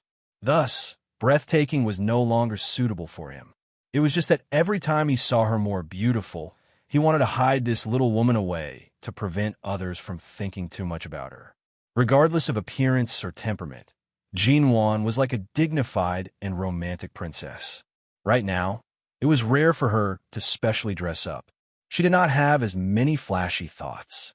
Instead, she was more gentle and reserved, making her look even more beautiful. Does it look good? Facing Mo Jingshin, Jean Wan was still slightly nervous. It looks good. Very good. The man was still not stingy with his praise. Jean Wan immediately smiled. Then I'll take this one. I won't go try on other styles. I'll just wear it with a pair of shoes of the same color for the school anniversary. The shop assistant by the side continued to praise it. Jean Wan told the shop assistant that she wanted this one. She then said to Mo Jingshin, I'll go back to the changing room to change. Chapter 266. Jean Wan was startled and subconsciously stepped back. However, this movement was caught by the man's eyes. He held her waist with one hand, and under the envious and heckling gazes of the shop assistants, he brought her into the fitting room. The door was closed by the man, and then a familiar scent pressed against her. Jean Wan reflexively stepped back. By the time she reacted, the man's tall body had pressed her against the door of the fitting room behind her. Although there was a lot of space here, there was only him and her. Jean Wan's face strangely heated up. She looked around, wondering if there were any surveillance cameras in the fitting room. Why did you come in? I want to change out of the gown first. The man's fingers moved through her long hair. He looked at her black and white eyes and kissed her lips. Jean Wan, you're so beautiful. I want to kiss you first, the man said hoarsely against her lips. Jean Wan, he drove home and entered the door. The lights in the living room were not turned on in time. Mo Jingshin held her face with one hand, lowered his head, and kissed her lips harshly, continuing what he had been restraining himself in the fitting room. After kissing for a while, Jean Wan put her hand against his chest and breathed through the gap between their lips. However, in the next second, her face was forced by the man again. He kissed the corner of her lips, and his ink-like eyes were filled with endless darkness, almost swallowing her up. Still hiding? Jean Wan blinked. Why do I feel that you're especially eager today? Because you're returning to High City tomorrow night, as if you're going straight to the battlefield. In the past, no matter what, Mo Jingshin had always been exceptionally patient with her. Each time, when the conditions were right, success would come naturally. But now, after changing out of the gown, she was forced out of that shop, forced into the car, and then directly pressed against the wall after returning. Mo Jingshin lowered his eyes to look at her and said indifferently, You're right. I'm indeed planning to go straight to the battlefield and return to High City tomorrow night. Can't I devour you clean tonight? Jean Wan, then isn't this too cruel? Treating me to dinner tonight, bringing me to buy a gown, and now that we're home, you're so direct. I'm almost suspecting that I'm not your wife, but a little mistress whom you rarely get to have fun with. The man chuckled hoarsely, but ignored her words. He reached his hand under her waist, pulled down the zipper of her skirt, and quickly peeled off her skirt. Jean Wan rushed to hold his hand. She blushed and frighted the way he was going to do it without any foreplay. Jingshan. He lowered his head and kissed her cheek, chuckling hoarsely. Just now in the fitting room, you obviously couldn't control yourself. Now that we're home, do you still need me to tease you again? Wasn't it already prepared? This man. Jinwan felt as though something was about to explode in her head. She blushed and whispered, Jingshan, shut up. I was in a hurry to change. I didn't. Before she could finish speaking, her skirt had already been peeled off. The man raised his hand, and the skirt was tossed out, landing on the carpet near the sofa. He then pressed her into his embrace, pressing his lower body tightly against hers. She could clearly feel that right now, he was indeed in a state where he needed to rush to the battlefield. Jinwan. In the past, why did she feel that this man had a pure heart and few desires? His abstinence was most likely a facade for outsiders to see. The man's hand came to peel off her top again. Jinwan rushed to grab his hand tightly. Jingshan narrowed his eyes, his hoarse voice softly coaxing by her ear. Let go in. Jinwan raised her eyes to look at his handsome face. She looked at his seductive, ink-colored gaze. His eyes were focused and filled with a rare urgency. All of a sudden, Jinwan's heart was filled with an indescribable sense of accomplishment. For someone like him to be unable to control himself, aside from their mutual habits and desire for each other's bodies, it was also because he had once said that he loved her very much. His feelings for her were so deep that even the words Mrs. M.O. were insufficient to express it. He belonged only to her.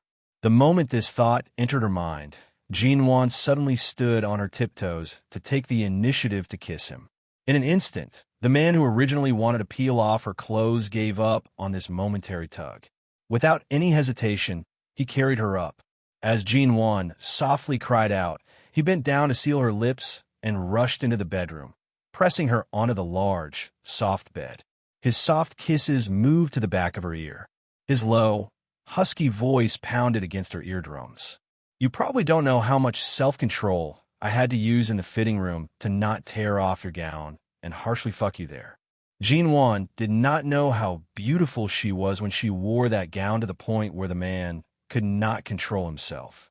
However, for some reason, she had a very accurate intuition that tonight she would most likely die under his body. Even if she did not die, she would at least be half dead.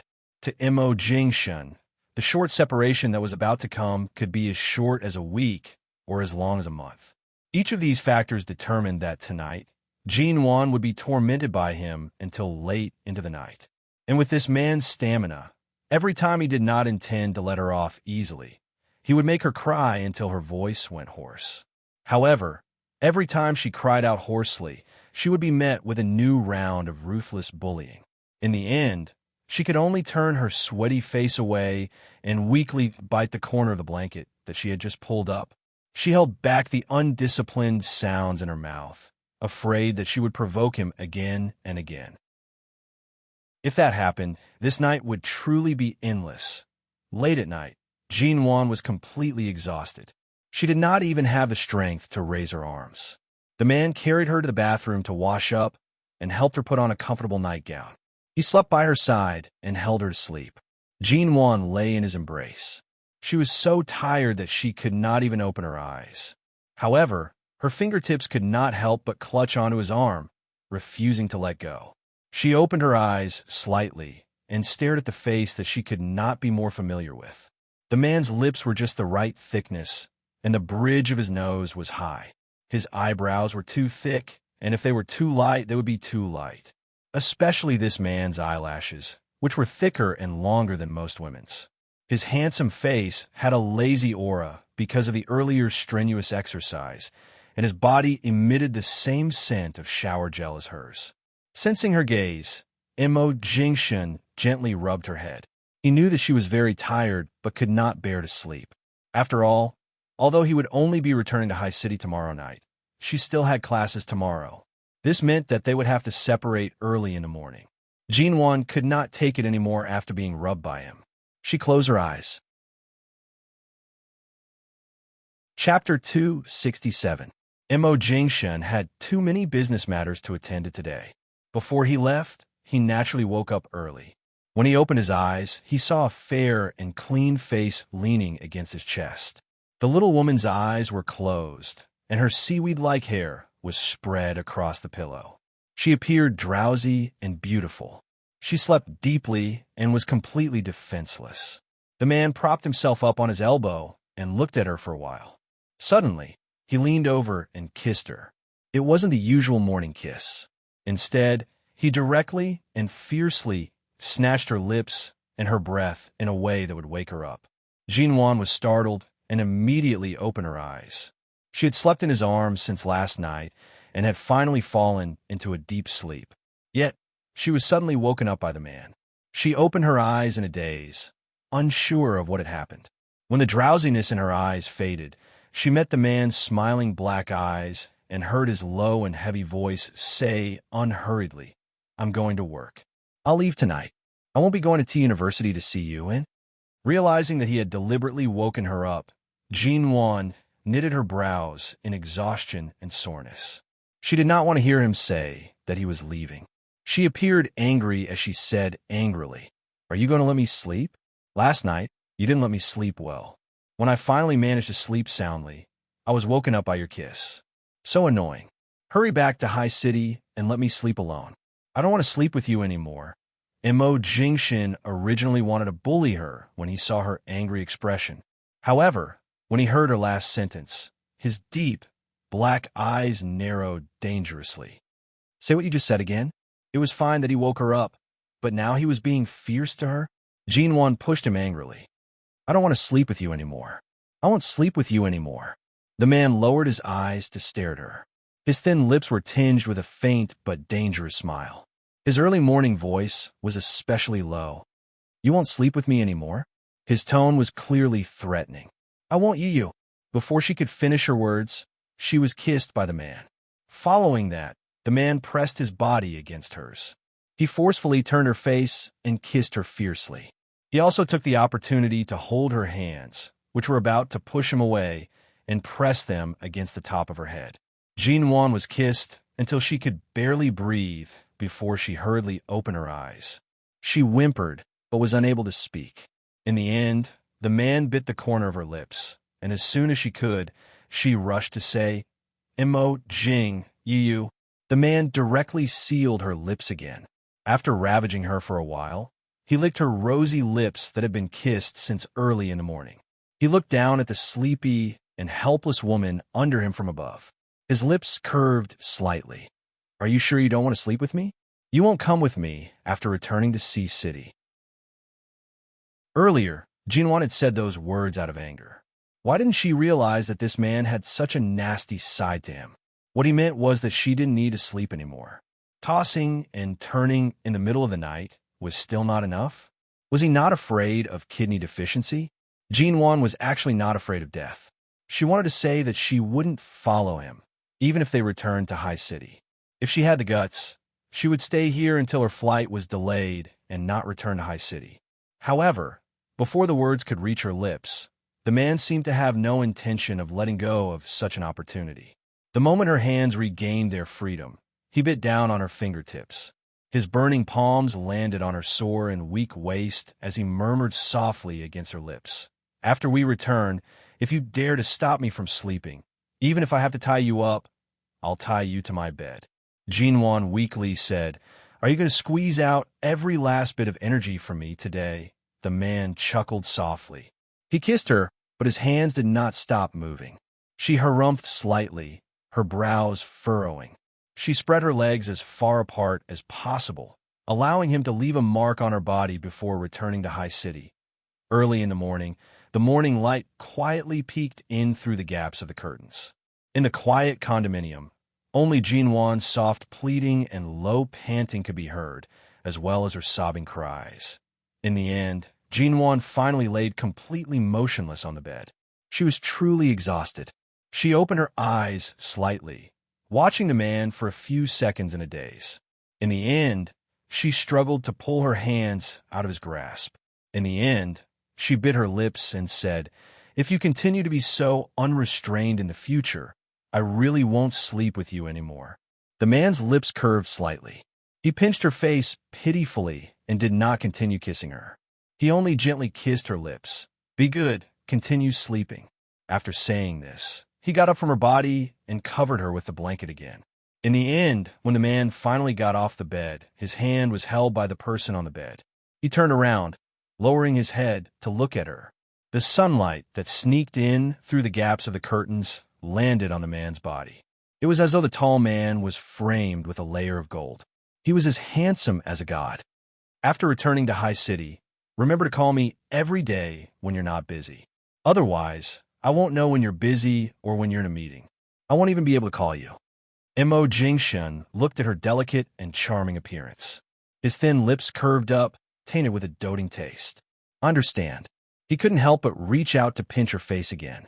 He then got up and closed the gap between the curtains, blocking the ray of sunlight so as not to disturb her sleep. The result of being completely exhausted was that by the time Jinwan finally got up, it was already noon. Mo Jingshin had kept breakfast warm in the kitchen before he left. She could eat it immediately after waking up. After washing up, Jinwan took out breakfast and sat by the dining table. As she ate, she felt that her legs were trembling uncontrollably. Why did she court death and provoke him this morning? She clearly knew that when he returned to High City today, he would definitely find a way to eat her up inside and out. In the end, this morning, she simply walked right into his trap. Originally, Mo Jingshen was deliberately seducing her, but in the end, she really gave him a chance. After Jinwan finished eating, she straightened up and brought the utensils back to the kitchen. She just turned on the dishwasher when she suddenly heard the phone on the dining table ring. She rushed to wash her hands, wiped the water off, and walked out. She picked up the phone and saw that it was Phone Ling calling. She immediately pressed the button to answer. Chapter 268. Half an hour later, Jinwan went downstairs. Phone Ling was already waiting for her. Mrs. Mo Phone Ling stood before her. Mr. Mo is going back today?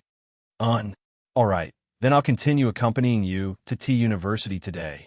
Is the wound on your arm all healed? It's already healed. It's fine. If I still have any problems, CEO Mo wouldn't let me continue following you. On the way back to T University, Jinwan casually said, I noticed that you've cut your hair short again. Previously, it looked quite nice when you grew it out. Now that you've suddenly cut it so short, those who don't know might think that the person by my side is not a female bodyguard but a handsome, fair-skinned man. Isn't this exactly what CEO Mo wants? He wants others to think that you have a handsome man by your side, and no one will dare to provoke you. Phone Ling chuckled. It's fine if you didn't mention it. Now that you mention it, I finally realize that he arranged for you to stay by my side. Perhaps this was his intention all along. Jinwan pursed her lips. Otherwise, why do you think Mr. Mo would let me follow you all the way to T-City? Phone Ling raised her brows slightly. This man, Mo Jingshen, was really scheming and far-sighted. At night, Jinwan returned to the condo from T University. This was the first night Mo Jingshen had returned to High City. After spending more than half a month with him, she suddenly felt a little uncomfortable. The kitchen was empty. There was no sign of Boss Missouri, who would come back on time every day to personally prepare dinner for her. There was no sign of him on the sofa, who was used to hugging her, and there was no sign of him on the bed. Only the razor left by the man in the bathroom was placed neatly in the cabinet, as though waiting for its owner to return at any time. It was only the first night, and she was already missing Mo Jingshen. How could this be? However, less than 2 days later, Jinwan was blocked by Sheng Yihan's car at the entrance of T University. When Sheng Yihan's car appeared, Phone Ling pulled Jinwan back a little and stared coldly at the man's face through the car window. Why are you treating me like an outsider? In the car, Sheng Yihan glanced at the two of them and finally rested his eyes on Jinwan's indifferent face. The bodyguard CEO Mo arranged for you is very loyal. Jinwan looked at him expressionlessly. Is the Sheng family so free now? Why do you have to come to T-City to be an eyesore? Didn't you take Ji Mingren away a while ago? Now that she's missing, you can't even pretend to sympathize and care for her. What are you doing here? Hearing her obvious ridicule, Sheng Yihan said coldly and indifferently, Jin Wan. Jin Wan frowned at his voice. Please call me Miss G or Mrs. M.O. I'm not familiar with you. The man said coldly, since you can't let go of what happened many years ago, I won't force you to let go. I just want to ask you, was it your request or M.O. Jingshin's unilateral check that the Sheng Group's Hong Kong shares were suddenly suppressed by the M.O. Corporation? Jin Wan listened and looked at her. Her tone was normal and natural. Do I still need to tell you the answer? Do you think M.O. Jingshin has the time to pay attention to a company like the Sheng Corporation? Of course it's because I don't like you. Sheng Yihan smiled coldly and mockingly. M.O. Jingshin has been suppressing the Sheng Group for a long time. Did you think he would wait for your instructions before taking action against me? It's just that he's been poking his nose into the stock market recently. I think so too. Without you in the middle, he wouldn't have spent so much effort to control the lifeline of Sheng Holdings step by step. Jin Wan gently pushed Feng Ling's figure away and was quiet for a moment before saying, Since you already know, why are you still asking? There's no difference between what he did and what I wanted him to do. Jin Wan. When he said these two words, his tone was sharp. Do you plan to speak to me with this attitude forever? Of course. Who do you think you are, Mr. Sheng? Do I need to be polite to you? A person who once played such a role in my life, and you expect me to act like a saint and say I forgive you? I should have made my attitude clear from the beginning. My position has always been clear. Sheng Yihan suddenly smiled in the car. His smile was faint, but there was a hint of coldness hidden in the corner of his lips. He eventually hid it away. There was a smile on Jin Wan's face, although there was no smile in her eyes. Do you want me to make it clearer? I was indeed young back then, but I know you weren't completely drunk. Ignoring the man's sudden gaze, Jin Wan turned to leave. Sheng Yihan did not drive over again. The silver-gray car stopped outside T University's gates and did not move for a long time. T University's 3 months of study were coming to an end. There were still 3 days until T University's 100th anniversary. The school's campus network suddenly encountered problems. For almost the entire day, the entire school's communication network, as well as the school's wired and wireless network, were all unusable. That night, Jin Wan found out that someone had anonymously posted the photos of Jin Wan and M.O. Jingshin that day. Although the account was blocked after being posted for less than 5 minutes, to prevent the spread of gossip, Mo Jingshin, who was far away in High City, actually ordered his men to block T University's communication network for a day. The photos were nothing much. There were only some photos of Jin Wan alighting from M.O. Jingshin's car and the two of them in the restaurant downstairs of M.O. Corporation's company. There was nothing that could not be seen. However, the content that the person who posted the photos had written was extremely unsightly. It was completely based on groundless speculation and deliberately defamed her. It used all sorts of words like whore, seductive, shameless, third-party, coquettish, and greedy to describe Jin Wan. After Feng Ling investigated the source of the photos, she rushed into the dormitory with them. The moment Ling Feifei entered, if she had not dodged in time, her waist would have been broken by Feng Ling's kick. What are you doing? Seeing Feng Ling, who had directly kicked her, Ling Feifei dodged back in fright. What am I doing? You'll find out soon enough. Feng Ling sneered as she grabbed Ling Feifei's hair. As Ling Feifei screamed in pain, she yanked her to the side with all her might. She then reached out with her other hand and tore off Ling Feifei's bedsheets. Everything on the bed fell to the ground with a crash. Jin Wan had just pushed open the door and entered when she heard endless screams. She raised her eyes to see this scene.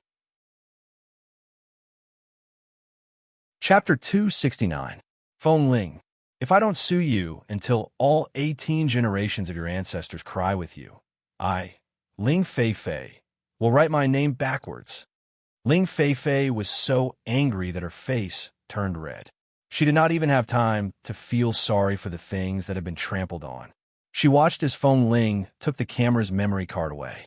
She immediately screamed, "Even if you took the memory card, it's the same? Jin Wan is shameless. Are you afraid of these photos?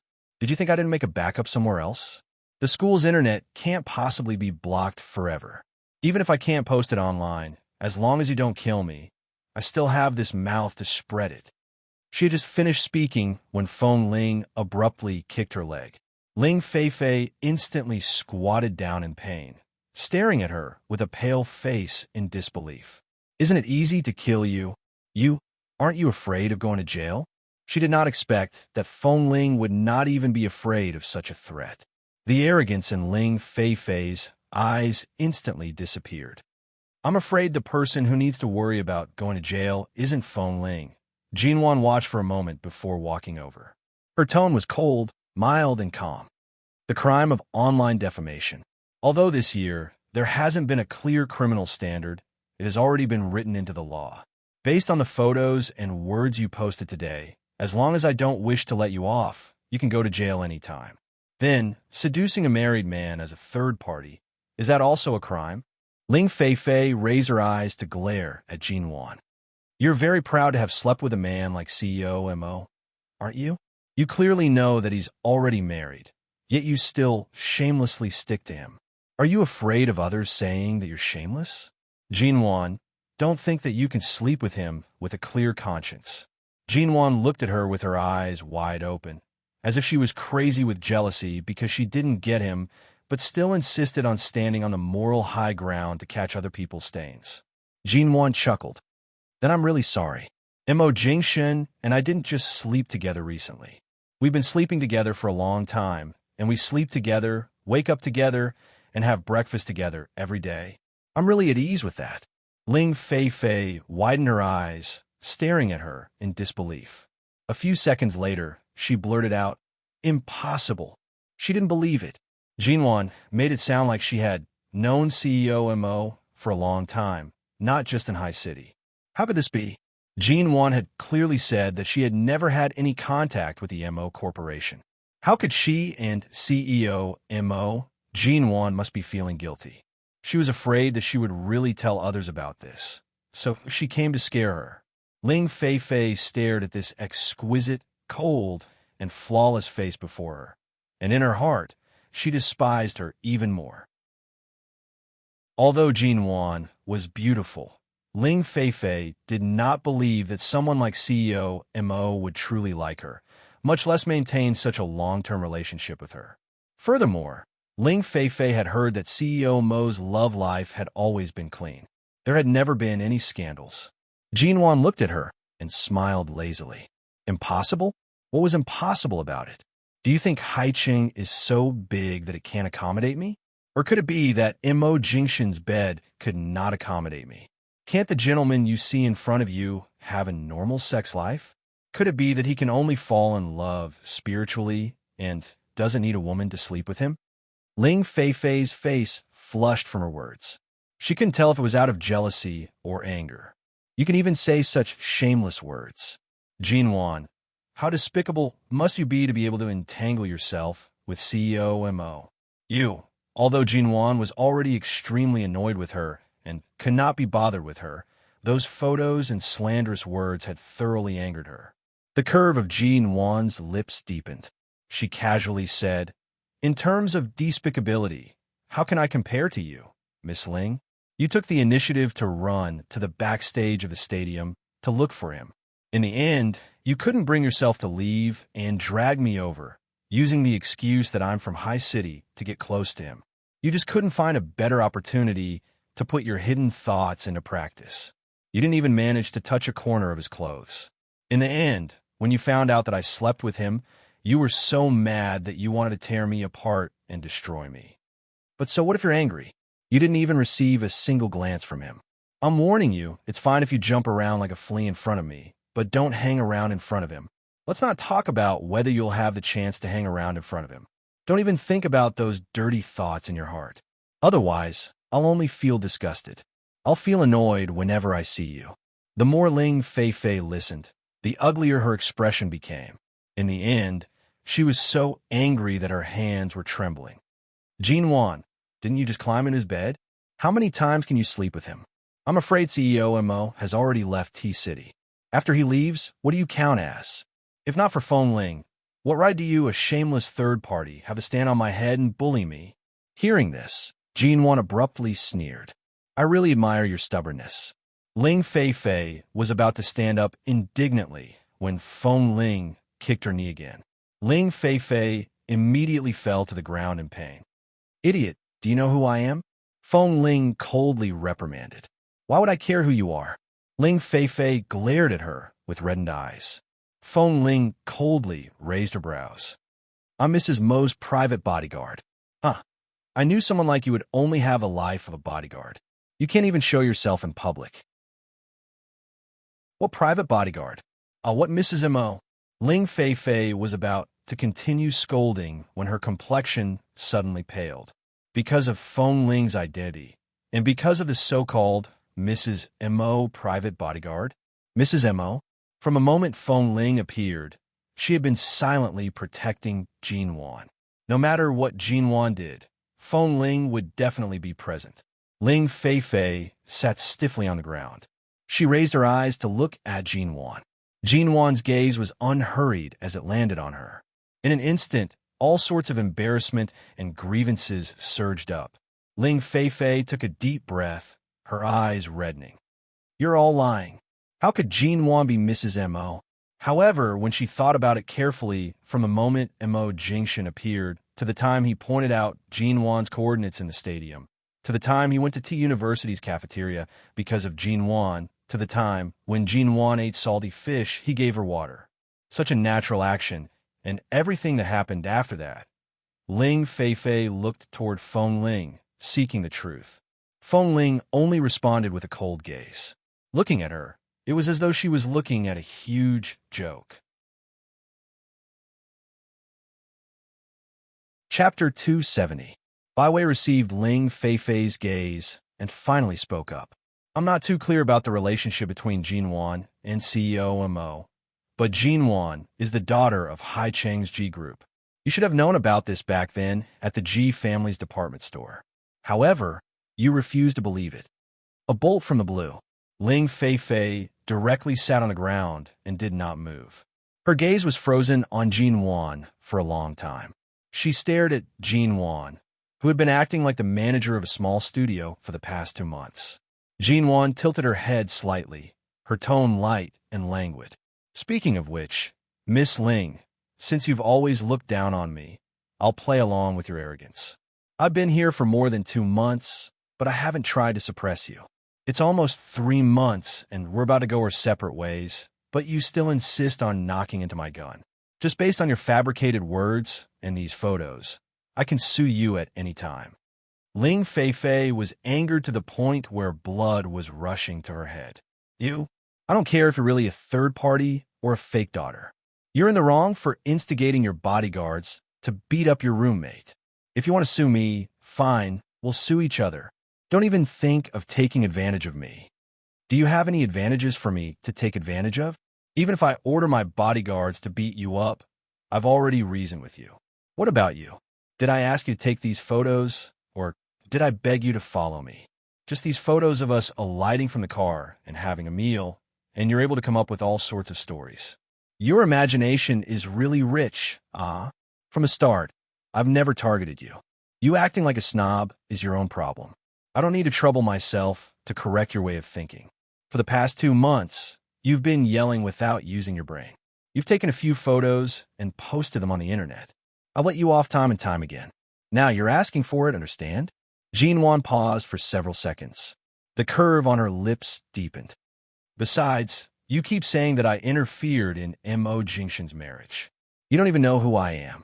Don't you find it laughable? Ling Feifei's lips moved. However, when she saw Jinwan's cold gaze, she recalled why someone like Mo Jingshan, who had nothing to do with the education industry, would come to T University. She finally understood. She bit her lower lip so hard that it turned white. She wanted to say something, but she couldn't. She could only sit in the corner of the dormitory with red eyes. She wanted to say that she didn't believe Jinwan was really CEO Mo's wife, but she couldn't bring herself to say it. Feng Ling gave her a look that said, "You deserve it," and threw the camera's memory card to Jinwan. You said there are backups of these photos, right?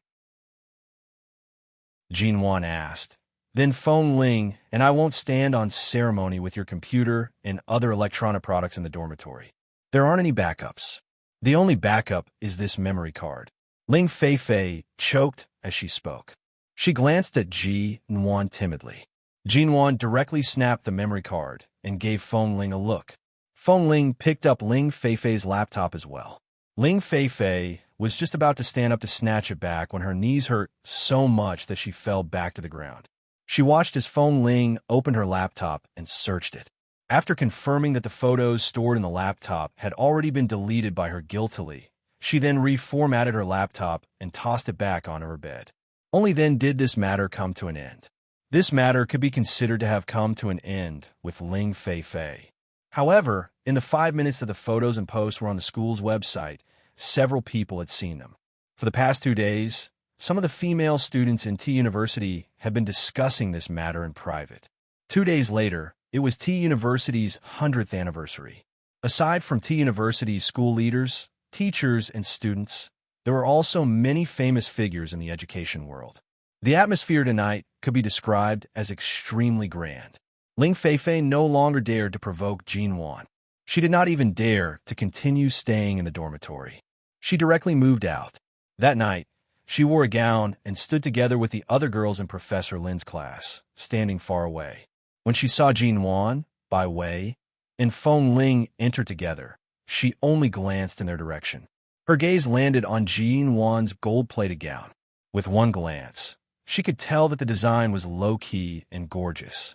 Everything proved that Jin Wan was indeed not the person in charge of a small studio that she had always thought she was. Ling Feifei could only suppress her anger in her heart and did not dare to approach. However, earlier on, there were already several female students quietly discussing whether Jin Wan had really become CEO Mo's mistress. No matter what, Jin Wan's face would not look too good. The moment Jin Wan appeared, the whispering voices were suppressed.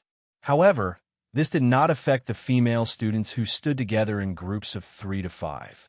One by one, they passed on the rumors, making it seem as though the rumors were true. Their gazes that landed on Jin Wan's side were filled with disdain, doubt, and disdain. However, tonight's theme was T University's 100th anniversary. After the ceremony began, the students all stood quietly in the luxurious and spacious venue until the school leaders finished their speeches and the cocktail party began. Bai Wei, Jin Wan, and Feng Ling sat at a quiet corner on the second floor, drinking champagne and chatting.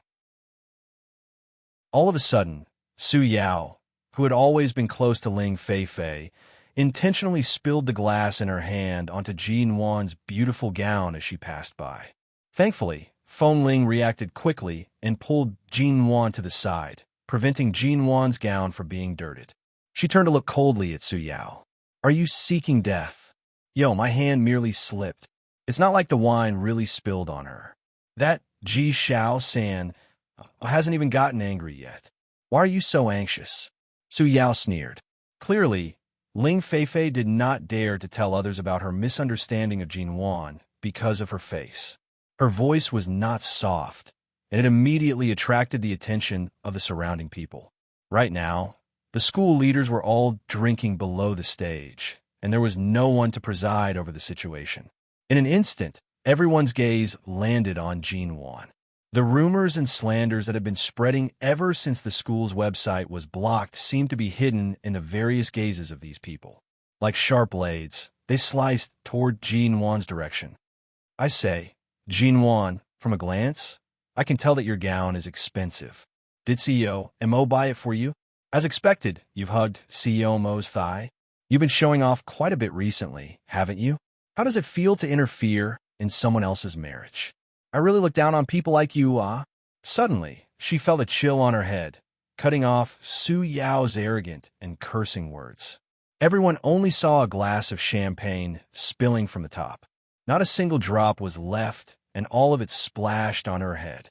Then, it splashed on her gown and dripped down. In an instant, she was in a sorry state. Su Yao raised her hand in shock to touch the wine on her head. The surrounding people were even more shocked. Chapter 271.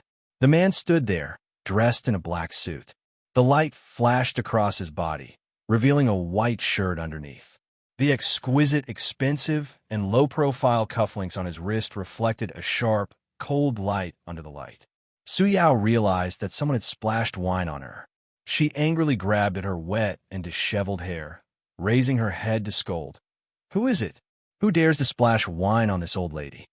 The security guards in the venue heard the commotion and immediately surrounded them. Ling Feifei also rushed forward, running to Su Yao's side. She was about to speak when Su Yao angrily said, "He's still upstairs. I don't know who is so daring to splash wine in a place like this.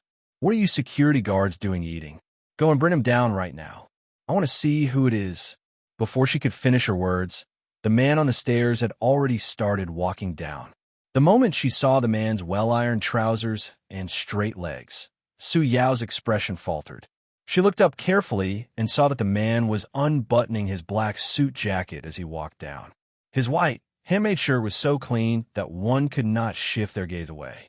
With one glance, she could tell that it was expensive. He was only walking down the stairs. The man's steps were steady and slow. His black leather shoes were like a bright spot that attracted everyone's attention. Step by step, he walked down the stairs. The man only glanced down, allowing everyone to clearly see his handsome face that caused one's hair to stand on end. He was also wearing a white shirt, but he was not as amiable and easygoing as he had been that day in the stadium when he chatted with them. The man's clear and handsome brows and eyes indifferently swept across their bodies. His gaze was extremely calm and cold. Although he was clearly the one who had splashed the wine, his handsome face was unruffled. His eyes were deep, and as he walked down, his gaze seemed to contain a thin layer of coldness. It was actually Mo Jingshan. The crowd was in an uproar. Su Yao's curses were instantly swallowed back. The moment Ling Feifei saw Mo Jingshan, she subconsciously took a step back. Not only were the others shocked, even Jin Wan did not expect this. She turned to look at the man who had already walked down the stairs. Didn't he return to High City more than a week ago? Aren't you very busy these few days? Last night, she had even called him. Before hanging up, she had reluctantly said that she missed him. At that time, he did not mention that he would be coming to T-City to attend the school anniversary with her. She had thought that she was only wearing this gown for her to see.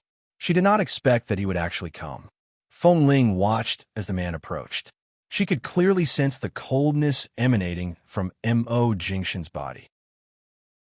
When those photos were randomly posted online by Ling Feifei, Feng Ling knew that Mo Jingshan would not allow Jin Wan to be bullied by these young ladies. Being banned from the school's network for a day was the lightest punishment. The debts that needed to be settled were all in the future. Under the various colored lights in the venue, the man's handsome face was blurred by the faint smoke, making him look unusually cold.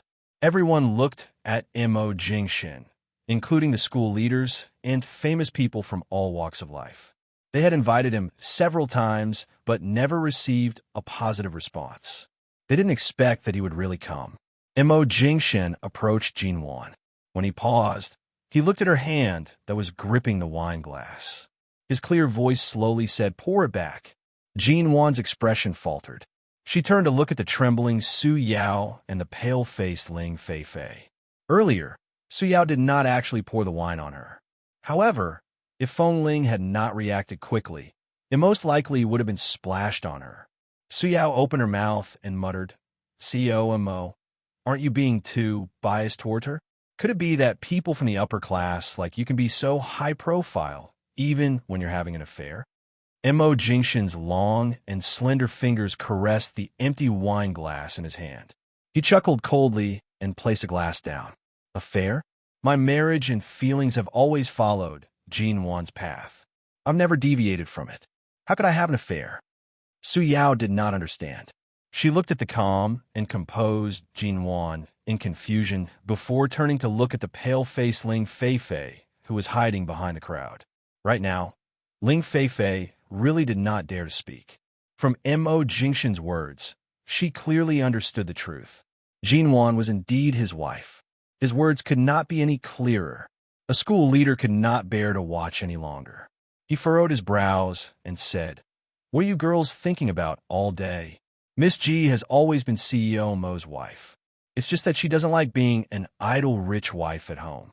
That's why she started her own business and took time out to learn business management. How on earth did she hinder you? Why are you making a ruckus here? In just a few seconds, not only did Su Yao's expression change greatly, everyone who had secretly doubted and discussed Jin Wan's gossip also stared in Jin Wan's direction in disbelief. It was not that she had never been in such a crowded situation before. However, most of the people here were students who were not familiar with her. For a moment, Jin Wan was slightly uncomfortable. Mo Jingshin's hand immediately gripped hers.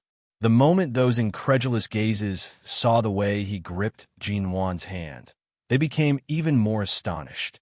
No wonder Mo Jingshin would suddenly contact and cooperate with T University.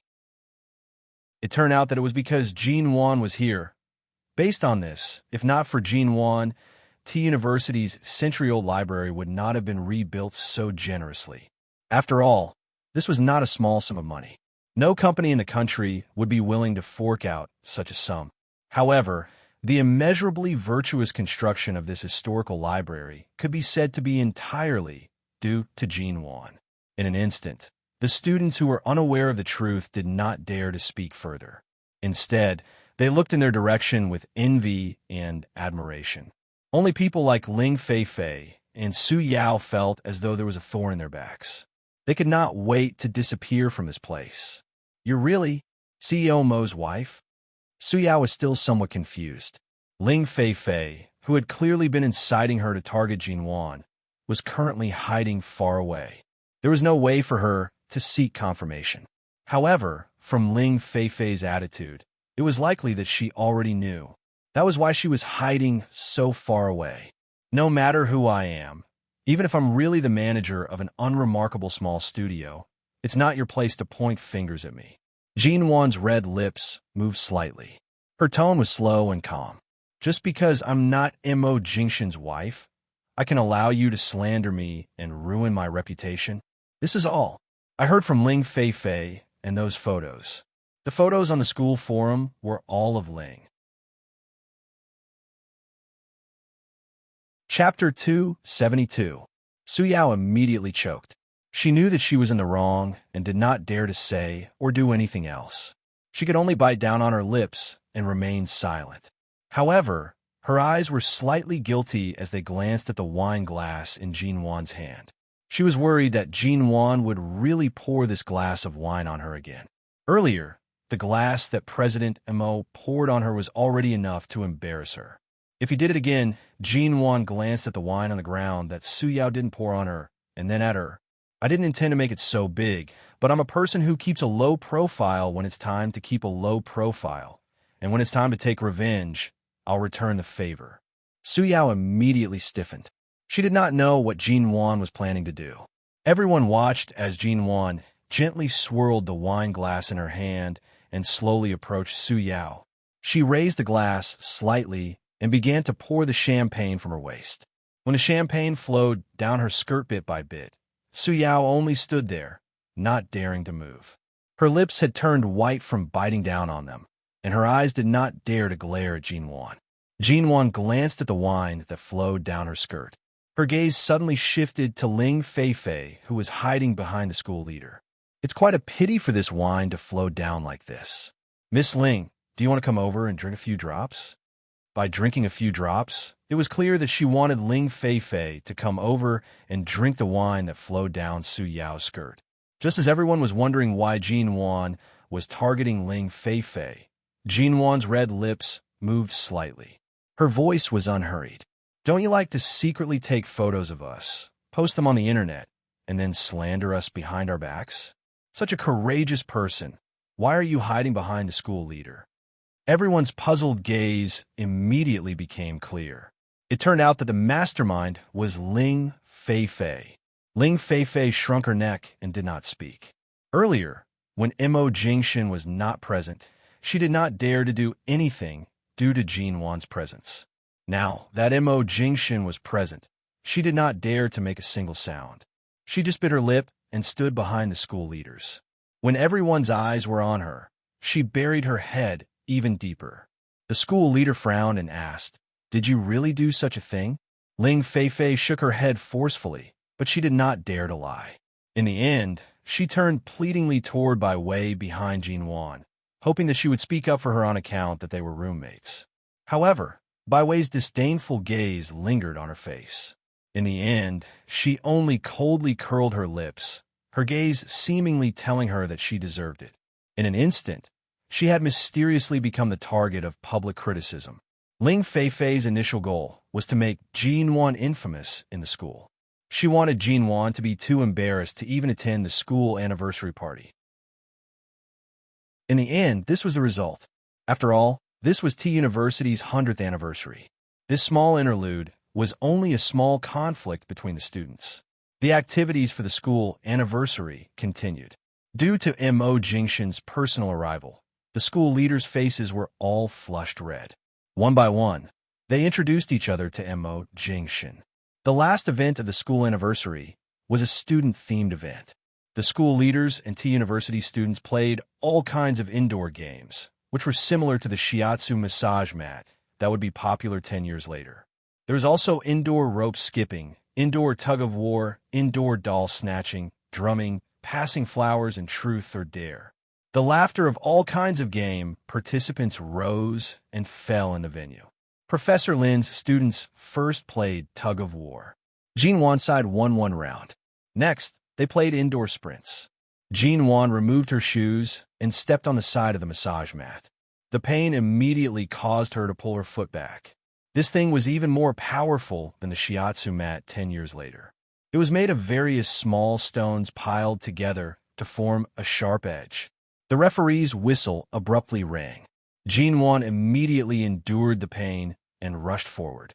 She lifted her skirt and ignored the pain in her feet as she ran forward. The finish line was less than 60 meters away. However, the pain was excruciating. After much difficulty, she finally reached the finish line. In a group of 5, Jin Wan was in second place. At the finish line, Jin Wan's feet lost balance. She abruptly fell forward and landed into an embrace. She raised her head and saw that it was Mo Jingshan. Earlier, she had been too engrossed in the game and did not notice when he had walked out of the school leader's encirclement. She also did not notice when he had arrived. Right now, Jin Wan had taken off her shoes and was barefoot in her gown. She was slightly out of place. After playing games for half a day, her forehead was covered in a thin layer of sweat. She smiled at him and used his strength to steady herself. At the same time, she suddenly felt a group of girls around them staring at her with gazes filled with envy, jealousy, and admiration. Does it hurt a lot? Mo Jingshan saw how Jin Wan had gritted her teeth in pain when she ran over. He lowered his eyes to look at her feet under her skirt in concern. It's all right, it's all right. This thing is used to massage the acupuncture points on the feet. It hurt a little when I ran, but it won't hurt anymore if I don't step on it. Jin Wan rushed to put on her shoes. After playing for so long, a tug-of-war and a sprint, her heart was beating faster than usual due to the amount of exercise. It was unclear if her face was hot from the exercise or from being stared at by so many people. She stood by his side and did not participate in the other games. Anyway, playing these 2 games was enough. If she continued, she most likely would not be able to wear her gown anymore. It was too hot. Then, are you thirsty? Bai Wei perceptively brought over a glass of champagne and a bottle of mineral water. She handed them to Jin Wan. Which do you want to drink? Jin Wan had yet to speak when Mo Jingshan took the bottle of water from Bai Wei's hands. He nodded at her in thanks and twisted open the bottle cap, stuffing the water into Jin Wan's hands. You've already drunk 3 or 4 glasses of champagne tonight. You can only drink water from now on. Jin Wan knew that her alcohol tolerance was only 3 or 4 glasses. If she drank any more, she would most likely embarrass herself again. She raised the water and took a sip before releasing a long breath. She raised her hand to fan her face. Although the venue is air-conditioned, there are too many people. It's only been a few steps, but it's already so hot. Mo Jingshan watched as Jin Wan's face was slightly red from the heat. His gaze deepened. At this moment, someone in the crowd was planning to take the opportunity to speak to CEO Mo and see if there were any opportunities to work together in the future. However, before he could speak, the surrounding students and school leaders who were still playing games had yet to recover from the atmosphere. In the next second, everyone heard a shrill scream. They turned to see the rumored cold and aloof, so Mo suddenly encircling Jinwan in his arms, bending down to kiss her lips. Jinwan had yet to react when the lights in the venue suddenly shone in their direction. She subconsciously raised her eyes and saw that Imo Jingshin had blocked the blinding lights. The white light before her eyes abruptly disappeared, and the sky turned dark. The sun and moon seemed to have lost their light. Chapter 273. The surrounding crowd erupted in screams. Regardless of whether it was the students or the school's leaders, they were all stirred up. Someone from the organizer started the uproar, and the big screen in the venue, which was only used for monitoring, suddenly cut to the two of them, allowing everyone to clearly see the scene on the screen when Imo Jingshin suddenly took Jinwan into his arms and kissed her. Everyone was shouting, and waves of people came closer, completely surrounding them in a circle. They even raised their phones to take pictures of this scene of dog abuse. Jinwan, who was already having difficulty breathing due to the heat, instantly felt her face heat up. She subconsciously tried to push him away, but was unable to do so. She was going crazy. Imo Jingshin was usually even more low-key than her. Was he abandoning his cold and aloof persona? It was one thing for him to bully Qin Siding and Xiatian, but this was T University's anniversary celebration. Thousands of people were present. What the hell was on the large screen? Why could she see it on the large screen? Jinwan really could not push him away. There were simply too many people around. When a man finally let her go, Jinwan directly buried her face in his shoulder, not daring to show her face again. Feng Ling, who was standing by the side, revealed a rare smile. She scanned the crowd and saw that Ling Feifei's disinterested expression was ashen, as though she had completely given up. Feng Ling finally shifted her gaze away with a cold smile. It was just a kiss. For a married couple, this was all too common. However, for many of the youthful students, especially on T University's 100-year anniversary, it was a historic moment. Imo Jingshin did not say anything to the surrounding people. He held the bashful Jinwan in his arms, holding her waist. "Didn't you say that the honeymoon period is over? Why are you so shy?" Jinwan's face was burning in his arms. "There are too many people. Imo Jingshin, your legs have gone soft?" Jinwan, "A little. Imo Jingshin, shall I carry you back?" Jinwan, the school anniversary wasn't the most embarrassing thing. What Jinwan was afraid of was being intercepted by a group of Imo Corporation's fans or fangirls after the anniversary. Sure enough, when she went to the upper room of the venue to change out of her gown and was about to leave with Imo Jingshin, there were already many people waiting at the main entrance of the venue. It seemed that the reporters who had tried to come in to participate in the school anniversary had heard about what had happened inside and were eagerly waiting outside to take photos of the legendary CEO Imo. In the end, Jinwan could only choose to drag Boss Missouri, who rarely made a cold and high-profile appearance, out of the venue from the side. Rather than saying that she was slipping away, it was more accurate to say that she was forcefully dragging him out from the side. The man laughed as he watched her act like a thief. Jinwan, on the other hand, kept her waist bent, as though she was avoiding some paparazzi as she quietly walked out. The side entrance was not as wide as the main entrance. Outside was the busiest night market in T-City. The moment Jinwan stepped out of the side entrance, she heard someone calling her name. She immediately grabbed Imo Jingshin and ran into the crowd. As she ran, she held onto Imo Jingshin's wrist tightly. After running for several minutes, she suddenly stopped. She placed her hands on her knees, panting heavily as though she could barely catch her breath. She then raised her hand to unbutton a few buttons on her slightly thicker jacket so that she could breathe more freely.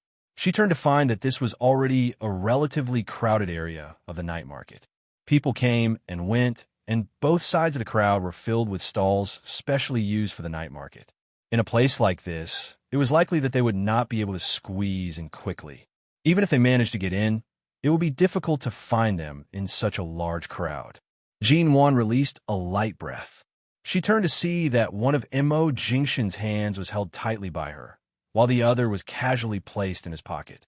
He lowered his eyes to look at her panting heavily after running for several minutes, and looked at her with a hint of a smile on his face. Your sports cells are so undeveloped, yet you're still trying so hard to pull me along. Jean Wan took a long time to catch her breath. She straightened her body and looked back before glancing at him from the corner of her eyes. Isn't that because we played games in the venue earlier? There were too many people, and it was too hot. You're the best. You ran so fast with me, yet you're not even panting. Seeing Jean Wan's angry expression and her slightly flushed face from running so quickly, Mo Jingshan spoke in a heavy voice that only she could hear. With your stamina, if you don't train properly, you'll only find it harder and harder to stand in front of me in the future. She instantly understood the hidden meaning behind his words. Jean Wan raised her hand to fan the redness on her face while glaring at him. Did you specially come here to save me today, or did you do it on purpose? Mo Jingshan smiled faintly. Originally, he was only a step away from her. All of a sudden, he took a step forward. Just as Jean Wan was about to subconsciously take a step back, he lowered his head. Jean Wan was instantly forced back by this oppressive angle. She could not help but bend her waist. At the same time, the man's arm was wrapped around her waist. He pressed her into his embrace, and her entire body was pressed into his embrace. You've gotten a bargain, yet you're still acting innocent. Who was the one who said that if the gown is too beautiful, you'll feel a little lonely attending the school anniversary alone? Did I say that? You said it with your eyes. I specially took a night to fly here. Tonight I'll fly to High City, and tomorrow morning I still have to fly back. It's fine that you didn't even express your gratitude, but now you're even blaming me for a kiss? Was that a kiss? There were so many people at the venue, She had yet to finish speaking when the man's lips pressed closer once more. Do you want to try kissing me here again? Jean Wan's gaze immediately shifted to the side. She saw the envious gazes of the passers-by and rushed to take a step back. She raised her hand to cover her slightly red face, feeling extremely embarrassed. But I really didn't expect there to be a night market here. Jean Wan turned back to look at the various food and clothing stalls on both sides. She suddenly sniffed hard and furrowed her brows. What's this smell? Why is it so smelly? As she spoke, she saw two young ladies holding a few skewers of fried, stinky tofu in their hands. They were eating as they walked. Jean Wan's eyes brightened. She directly approached the nearby stall selling stinky tofu. She stared at the various golden pieces that were being fried in the oil pan and asked, "Is this stinky tofu?" The owner of the oil pan handed over a skewer of stinky tofu while smiling and replying, "That's right. Little miss, do you want a skewer of stinky tofu? 2 yuan a skewer, 5 yuan, 3 skewers." It did not smell much, but it looked quite delicious. Furthermore, many people really bought it. In her previous life, when Jean Wan was still in the Ji family, she rarely came to such places. She had never eaten these street stalls. In the later years, even if she had the opportunity to pass by the various night markets, she did not have the spare money to eat at the roadside stalls. Chapter 274. Jean Wan saw that there were many people who came to buy and wanted to try it even more. She turned back to look at Mo Jingshan, who was standing slightly further away because of the smell. She walked back and said with a smile, "Do you want to eat? I'll go buy a few to try together." Mo Jingshan glanced at her. "You've never eaten it before? Our lives and social circles are not connected to this place. How would we have the chance to come to the night market? Just like how you don't have the time to stroll around here. How would you have a chance to eat this? But I've often heard people say that the smelly smells delicious. I want to try it. Do you want to eat it?" Jean Wan turned to buy it as she spoke. In the end, her wrist was heavy. Mo Jingshan decisively pulled her back. "It's best if you haven't eaten it. It's not clean. Who says it's not clean? Then aren't there many people buying it? Have you eaten it before? No. Then why do you say it's not clean? I'll just try it. I'll buy a few. Mo Jingshen did not let her go. He single-handedly pulled her over and wrapped his arm around her back to bring her away. He then glanced at Jean Wan's resentful expression because she did not get to eat what she wanted to eat. He said firmly, "You're not allowed to eat it." Jean Wan had no choice. This kind of thing was most likely hard to tolerate in front of someone like Mo Jingshen, who was obsessed with cleanliness. She turned to look at the various snacks sold at the roadside stalls. As she walked, she said pitifully in a small voice, "I've never eaten any of these before. You won't let me try any of them. Earlier at the venue, I only drank 3 glasses of champagne and didn't eat anything else. Right now, I'm starving. If you're hungry, go back and eat. I'll make dinner." In the end, even if Great Boss Missouri said he would personally cook, it was useless. AI, look at this lamb skewer. It smells especially good. And that numbing and spicy skewer. There's even glutinous rice cake. Mo Jingshen, Great Boss Missouri. So, Mr. Mo, hubby, just let me buy some to try. I'll only eat a little. In the end, under Jean Wan's coaxing and pestering, Mo Jingshen finally got her to buy a small bag of handmade chocolate biscuits and a few pieces of glutinous rice pancakes. As for the other fried and barbecued foods, they were completely forbidden. She wasn't allowed to eat them. There are many people here, and the light was dim. Jean Wan stood in the crowd and quickly stuffed a piece of glutinous rice cake in her mouth. She smiled with satisfaction. As expected, the snacks in the night market live up to their reputation. So sweet. Mo Jingshen glanced at her as though she was a gluttonous child. He allowed her to follow behind and eat as she walked. He held her hand and led the way. They planned to walk out of the night market before turning to the main entrance of the venue. Jean Wan stuffed another piece in her mouth, filling it to the brim. Her face was puffed up as she smiled at the tall and straight figure in front of her. For Mo Jingshen to pass by such a place, she felt as though he was being dragged down from the clouds to the mortal world. Of course, it was unavoidable that the young ladies who passed by nearby would constantly throw their love-struck gazes in their direction. Jean Wan saw that Mo Jingshen was so low-key and quiet as he walked through the crowd, yet he was still so eye-catching. She could only wipe her mouth and quickly follow him, obediently following by his side. "AI, wait a minute." Jean Wan saw that there were many clothes hanging in the stall by the side. Most importantly, there was one that she had worn in her previous life. For some reason, her heart skipped a beat. She called out to Mo Jingshen and subconsciously turned to walk over.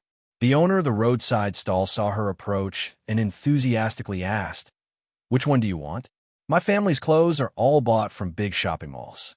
They're all from big brands that have been abandoned. Every one of them is of good quality. Miss, if you like them, you can choose any." Jean Wan picked up a white t-shirt with a simple design printed on it. "How much is this?" "This one, The roadside stall owner glanced at the clothes she was wearing. The quality was not bad, and the price would not be too low. He directly said, 280. Mo Jingshen stood behind and raised his brows. He discovered that Jean Wan was especially interested in these roadside stalls tonight. 280? Jean Wan smiled. Did this owner think that she did not know what was good? That's right. 280, no bargaining. 60, are you selling it? The owner had never seen someone haggle so fiercely. His gaze immediately shifted to Jean Wan's body, and he coughed. That's too little. 150. Jean Wan sneered and placed the t-shirt in his hands. 60 yuan. If you don't want to sell it, then forget it. She then turned to leave. The owner originally thought that he would be able to scam off a rich customer. He did not expect that this young lady would not fall for it. He rushed to say, all right. Can I add another 10 yuan? It's not easy for me to do business. Jean Wan did not turn back. Just 60. All right, 60. The owner helplessly called her back, handing the shirt over. Jean Wan finally turned back with a smile. She suddenly felt Mo Jingshen's human-shaped credit card machine approach her from behind. She rushed to say, I can't swipe my card here. I'll pay in cash. Anyway, it's only 60 yuan. Mo Jingshin lowered his eyes to glance at her sparkling eyes that were smiling from successfully haggling. He was strangely infected, and the light in his eyes gently landed on her head. T-City's night was not as cold as High City's winter. The air was only slightly chilly, and the people coming and going reduced the chill by several degrees. The surroundings were bustling with activity, especially the night market, which was hung high up with colorful lanterns. It was extravagant and tacky, yet exceptionally down-to-earth, symbolizing the warmth and excitement of this place. How is it? Does it look good? Jinwan gestured the shirt in front of her. Mo Jingshun watched her happy expression, and the corners of his lips curved up. He chuckled softly. You've never come into contact with a place like a night market before. Tonight, aside from the snacks, you're actually especially interested in these clothes? Jinwan's head leaned against his arm. It's not that I'm interested in the clothes, but I'm especially interested in haggling with these roadside stall owners. Let me tell you, I've already gone easy on him earlier. Otherwise, I could have bought this shirt for 40 yuan. In her previous life, she had worn the exact same ordinary cotton t-shirt. Back then, she had spent 40 yuan on it. Mo Jingshan sighed and smiled at her sudden desire to haggle. It's not like you haven't worn high-quality t-shirts that cost tens of thousands of yuan. Are you sure you want to wear this? It's not like I haven't worn it before, Jinwan softly muttered. Mo Jingshan's footsteps paused, lowering his eyes to look at her. What did you say earlier? Chapter 275. Seeing that Mo Jingshan clearly did not want to eat it, Jinwan brought the biscuit closer to his mouth. Just one bite. The man had already given in to her childish actions countless times. This time, he unsurprisingly gave her face and ate the biscuit. How is it? Does it taste good? It's all right. Boss Missouri meant that it did not taste bad. It could also be interpreted as delicious.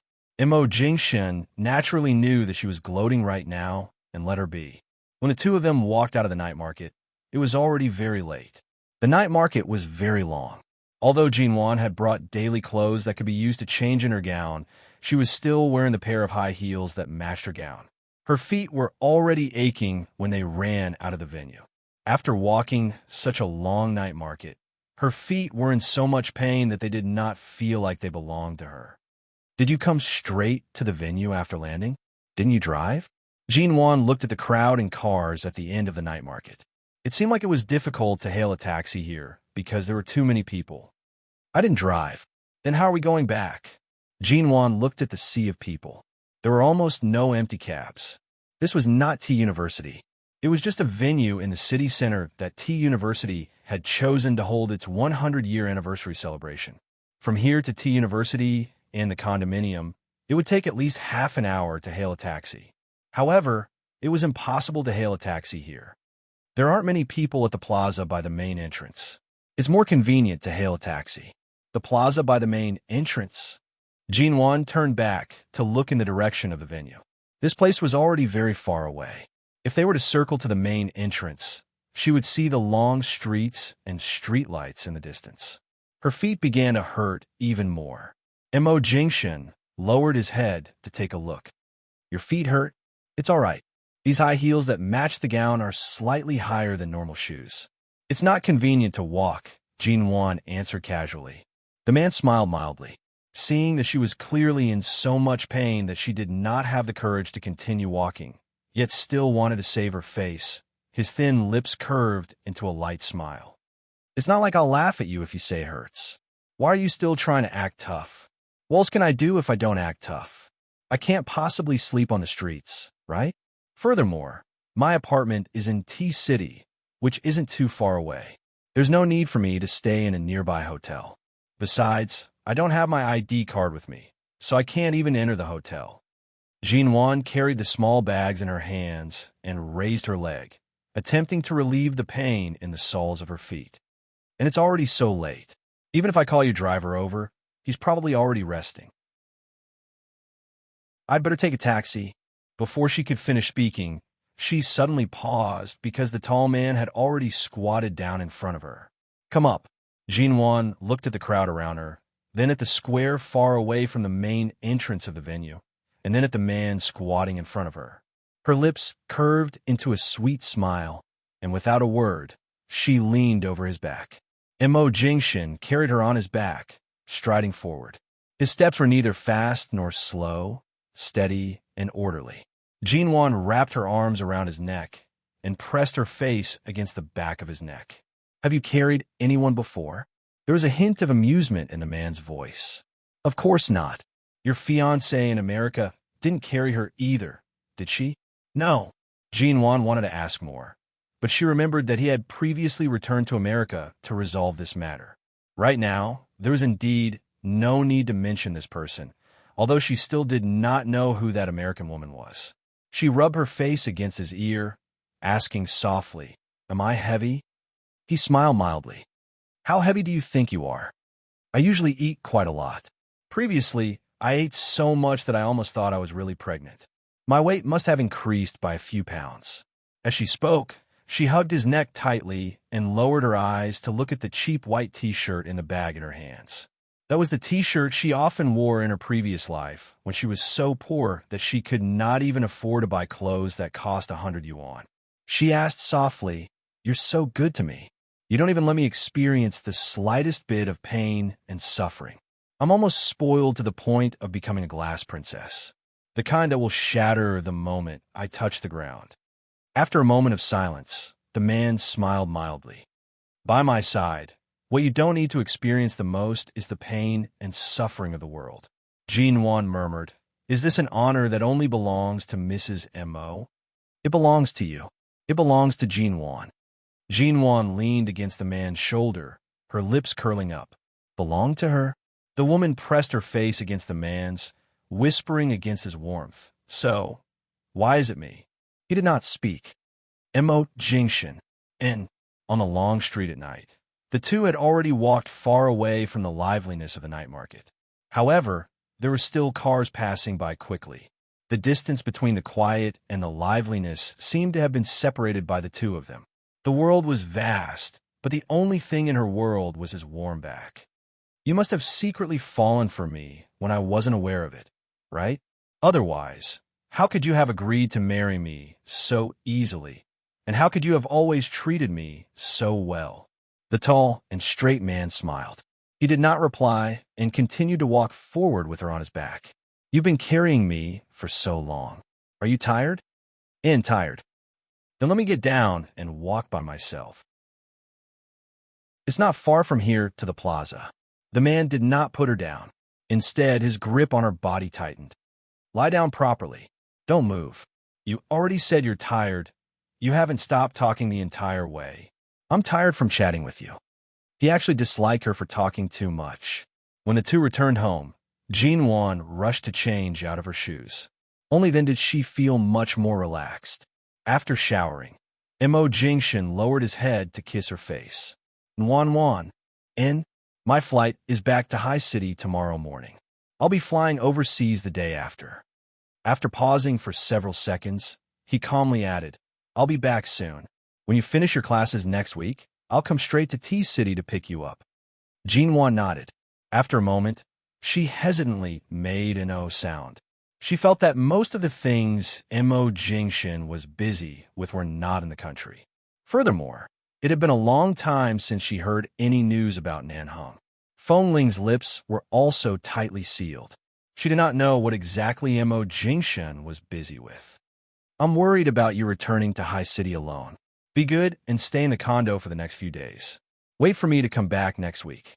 Have Feng Ling pack your things, and I'll come to pick you up." And Jinwan did not question further. "All right." Chapter 276. Jinwan nodded obediently. For some strange reason, she felt that Mo Jingshin's words today were much more than any other time. "Where are you flying to this time? America or Japan?" she asked subconsciously. He touched her hair and said softly, "When I come back, I'll bring you a local gift. You'll know." A few days later, Jinwan received a call from Ji Hongwen. It had been 10 days since Ji Mingran disappeared. Ji Hongwen's voice was lower and older than usual. He didn't sound too depressed, but Jinwan knew that he hadn't been eating or sleeping well recently. Today was the anniversary of Jinwan's mother's death. It had been so many years, and the sadness had been covered by time. Jinwan habitually looked at the sky for a long time on this day, and then she received a call from Ji Hongwen. Wan, Dad knows that you don't want to ask me too much because of Mingran. There are many truths that I plan to hide from you for the rest of my life. You will always be my daughter, and I'm not going to tell you those things until I die. If you don't want to tell me, I won't force you. Jinwan replied, I don't plan to find my biological father or recognize him as my biological father, and now Mingran's matter is pressing on your heart. You don't need to, it doesn't matter. Now that things have come to this point, deliberately hiding it will only cause harm. Your mother has been gone for many years. I couldn't hide what she told me. I didn't expect that Mingran would know and come to you to slander you. Ji Hongwen sighed heavily. Before your mother married me, she had a past. It was a past that she was forced into. She didn't love your biological father. Back then, I was also a young man who sacrificed my life for love. Even though your mother was pregnant, I still married her without hesitation. I promised to treat you as my own daughter. Wan, I watched you grow up. This father-daughter relationship is no different from the relationship between me and Mingran. Do you understand? I understand, Dad. Jinwan didn't expect that after so many days of silence, Ji Hongwen finally decided to tell her the truth. Now the burden on her heart was much lighter. At least she was no longer the only one who was kept in the dark. As for who your biological father is, maybe you will never meet him again in this life. Even if you meet him, I'm afraid he will never know of your existence. I don't intend to repeat these old stories too much. After all, it happened more than 20 years ago, and it's all about your mother's resentment. It has nothing to do with you. Wan, I don't know. Wan's eyes were filled with tears. Dad, I've never denied your existence. We're the same as before. I won. I and you won. And G won. And you won, right? Wan's eyes welled up with tears. Dad, I've never denied your existence. We're still the same as before. I won't change, and you won't change, right? Yes. Ji Hongwen's voice was a bit hoarse from excitement. Good girl, I know Mingran is wrong. She has made many mistakes, and I have never been biased towards anyone. However, I have not heard from her for a long time. My mood has been affected, but I don't mean to ignore you. You're always my most beloved daughter. I know. Wan's nose felt sour. She raised her hand to rub it, trying not to choke. She knew that Ji Hongwen had deliberately chosen this day to make things clear to her. Fortunately, there had never been any deep estrangement between father and daughter. Between people, the most terrible thing was to say nothing. Ji Hongwen said a few more words before hanging up. Jinwan held her phone and stood by the window, looking out for a long time. Who was her biological father? Perhaps she would never meet him in this lifetime. Even if they met, the other party wouldn't know of her existence. When her mother was young, she was a very quiet and gentle woman. Jinwan was too young to know much about her mother's past, but she really couldn't figure out how she could have been forced to marry someone before she got married. What kind of coercion was it? Was she forced to marry by force, or was she forced to marry by her elders? Or were there other possibilities? Ji Hongwen clearly did not intend to talk about these things. He only called to comfort her and tell her that nothing would change between them. He wanted to keep her as his daughter, and Jinwan also wanted to keep the family she had lived in since she was young. Professor Lin's class only lasted for 3 months. This class ended before T University's graduation season. Although the short 3 months was not as long as other people's years, Jinwan could be considered to have made a friend like Bai Wei. On the eve of their departure, the students in Professor Lin's class had a rare gathering. Although Feng Ling was a transfer student, she went along. Jinwan did not drink. She sat on the sofa and chatted with Bai Wei. She talked about her experiences in the past 3 months and the possibility of working with Bai Wei's company in the future. Feng Ling had never participated in such an occasion before. She only occasionally looked at her phone and watched Jinwan, not allowing her to drink. This class had a simple beginning and a simple ending. However, The process was exciting. Ling Feifei kept avoiding Jin Wan and sat far away from her. Feng Ling would occasionally raise her brows and glance at Ling Feifei, intentionally using her gaze to scare her. Ling Feifei was so frightened that she quickly used the excuse of feeling unwell to slip away. She did not dare to stay any longer. Jin Wan left T University with the results of her final test. The next day, she packed her luggage with Feng Ling in the condominium. Mo Jingshen said that he would pick her up and bring her back to High City today. She did not know if he would fly directly to T-City or return to High City first before coming over.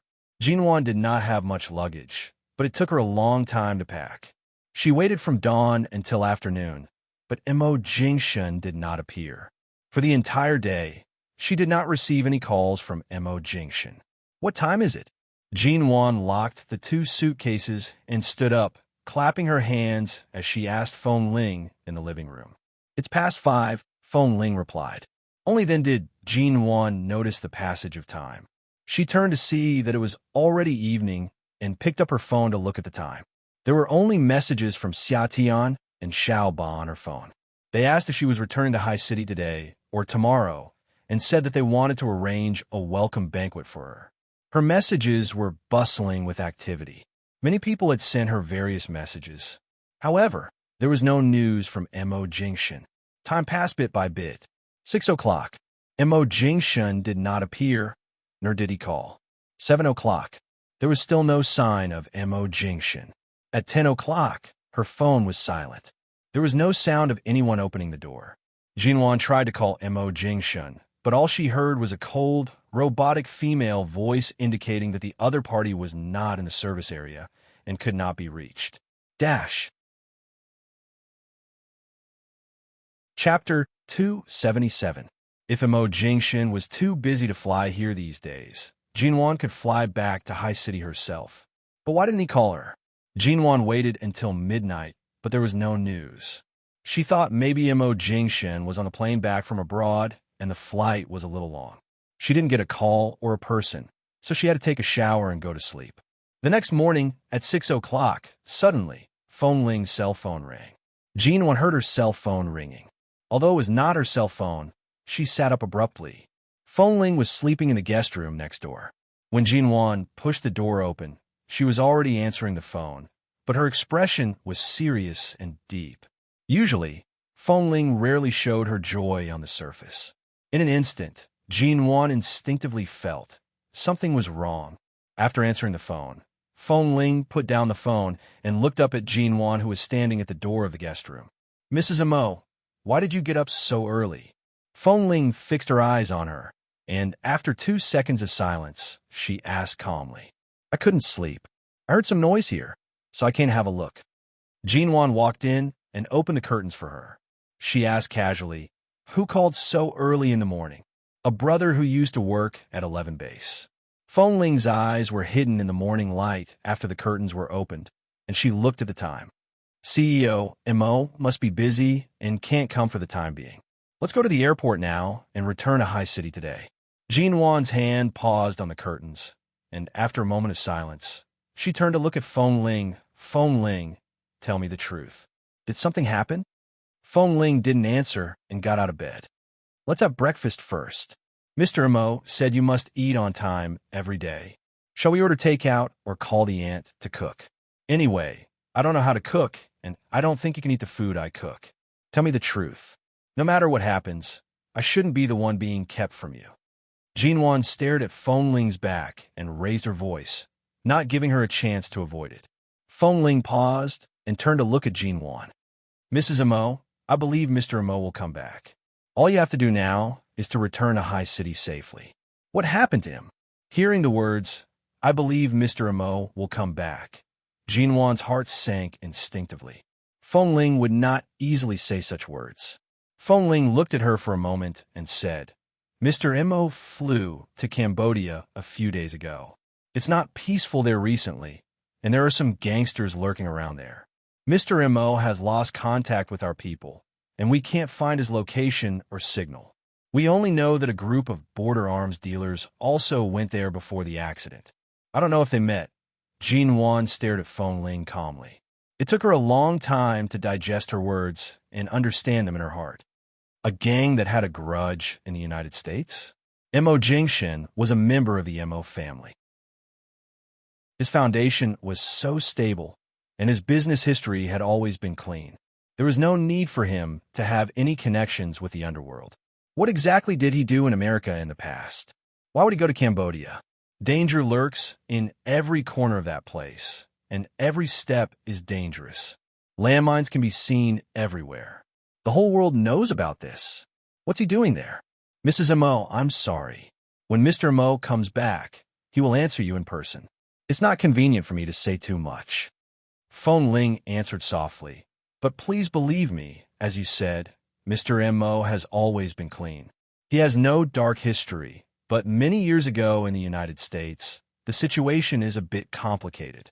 Although he didn't personally involve himself in the underworld, in the eyes of the gangsters and the competitors of 11 Base, Mr. Mo's life is worth tens of billions.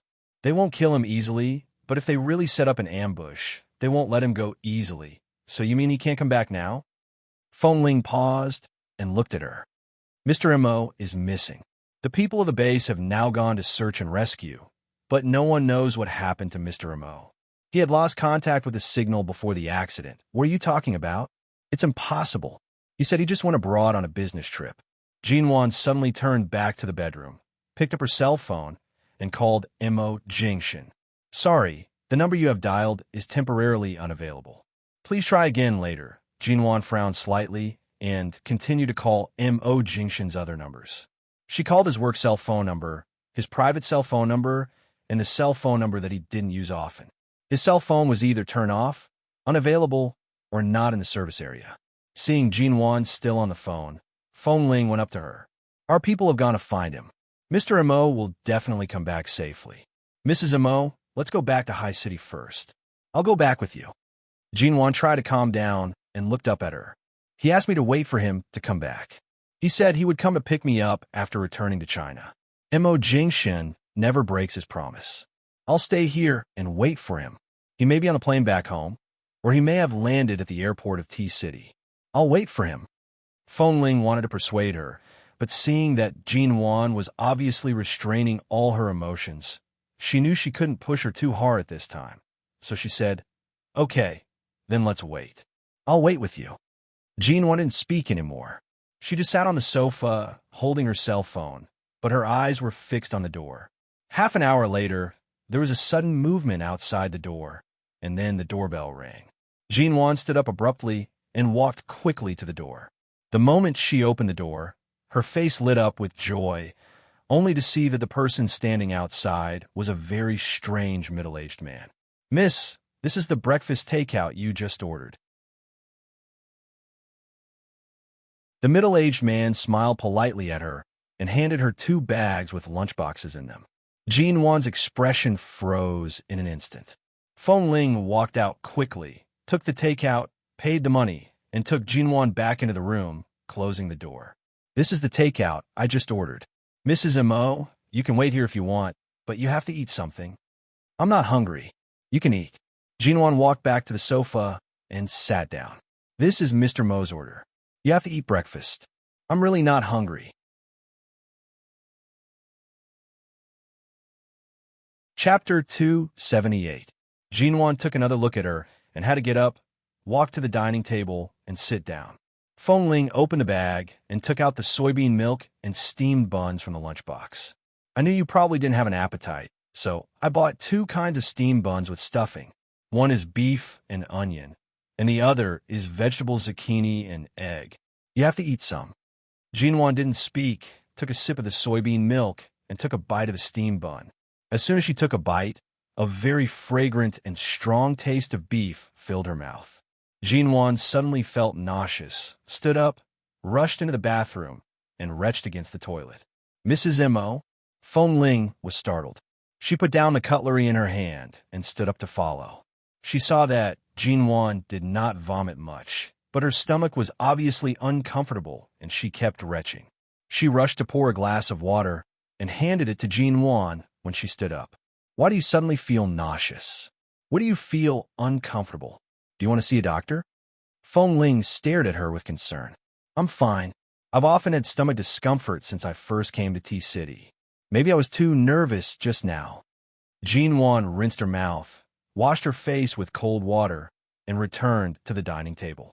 Looking at the steam buns, she really had no appetite, and the beef filling was even more disgusting. It was fragrant and clean, but it was disgusting. She didn't want to eat the steam bun with vegetable filling either. In the end, she only drank half a cup of soybean milk and then covered her stomach that kept tossing and turning, saying, I really can't drink anymore. If I drink anymore, I'll probably throw up. Seeing that Jinwan really couldn't eat or drink, Feng Ling saw her drink half a cup of soybean milk and didn't force her. Then go back to the bedroom and lie down. I'll buy you some stomach medicine, okay? No, I'll be fine in a minute. Let's talk about it when we go back to High City.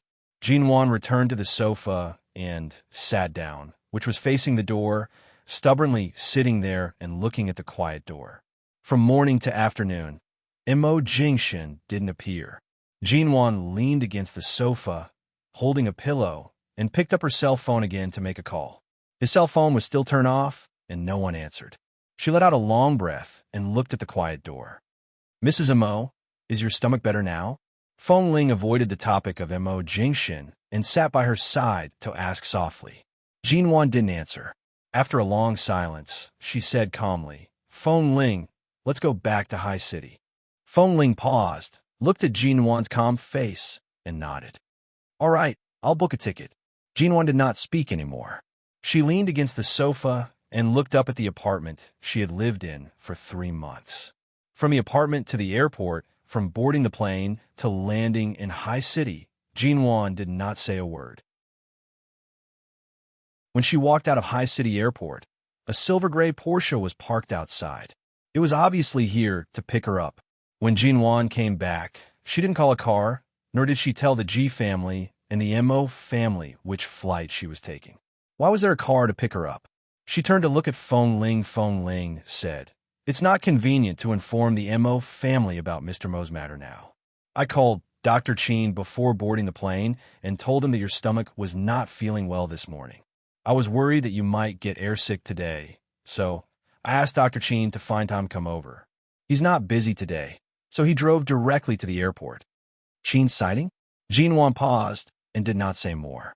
As soon as she walked to the side of the car, the driver's door was opened. Qin's sighting was not wearing the white hospital gown, but only a light-colored shirt and trousers. After getting out of the car, he glanced at her and still had that sloppy smile on his face. He raised his eyebrows at her. Oh, Mrs. Mo, you've returned from your studies. Your temperament seems different. You have the posture of a future business manager. In the future, if those old men in the Qin family's company compete with your studio for business, I'm afraid they won't be able to defeat you. Mrs. Mo, Dr. Qin, you're so busy in the hospital, but I still asked you to come and pick me up. I'm sorry to trouble you. Jinwan nodded politely at him. What trouble? Put the luggage there. Get in the car. Qin's sighting did not say more. He gestured for Jinwan to get in the car and walked around the car to carry their luggage to the trunk with Feng Ling. Jinwan originally wanted to carry the luggage herself, but the two's movements were nimble and quick. Her hands were empty, so she did not insist and directly sat in the back of the car. Seeing that Jinwan was obviously not interested, Qin's sighting closed the trunk behind her and glanced at Feng Ling. She knows everything.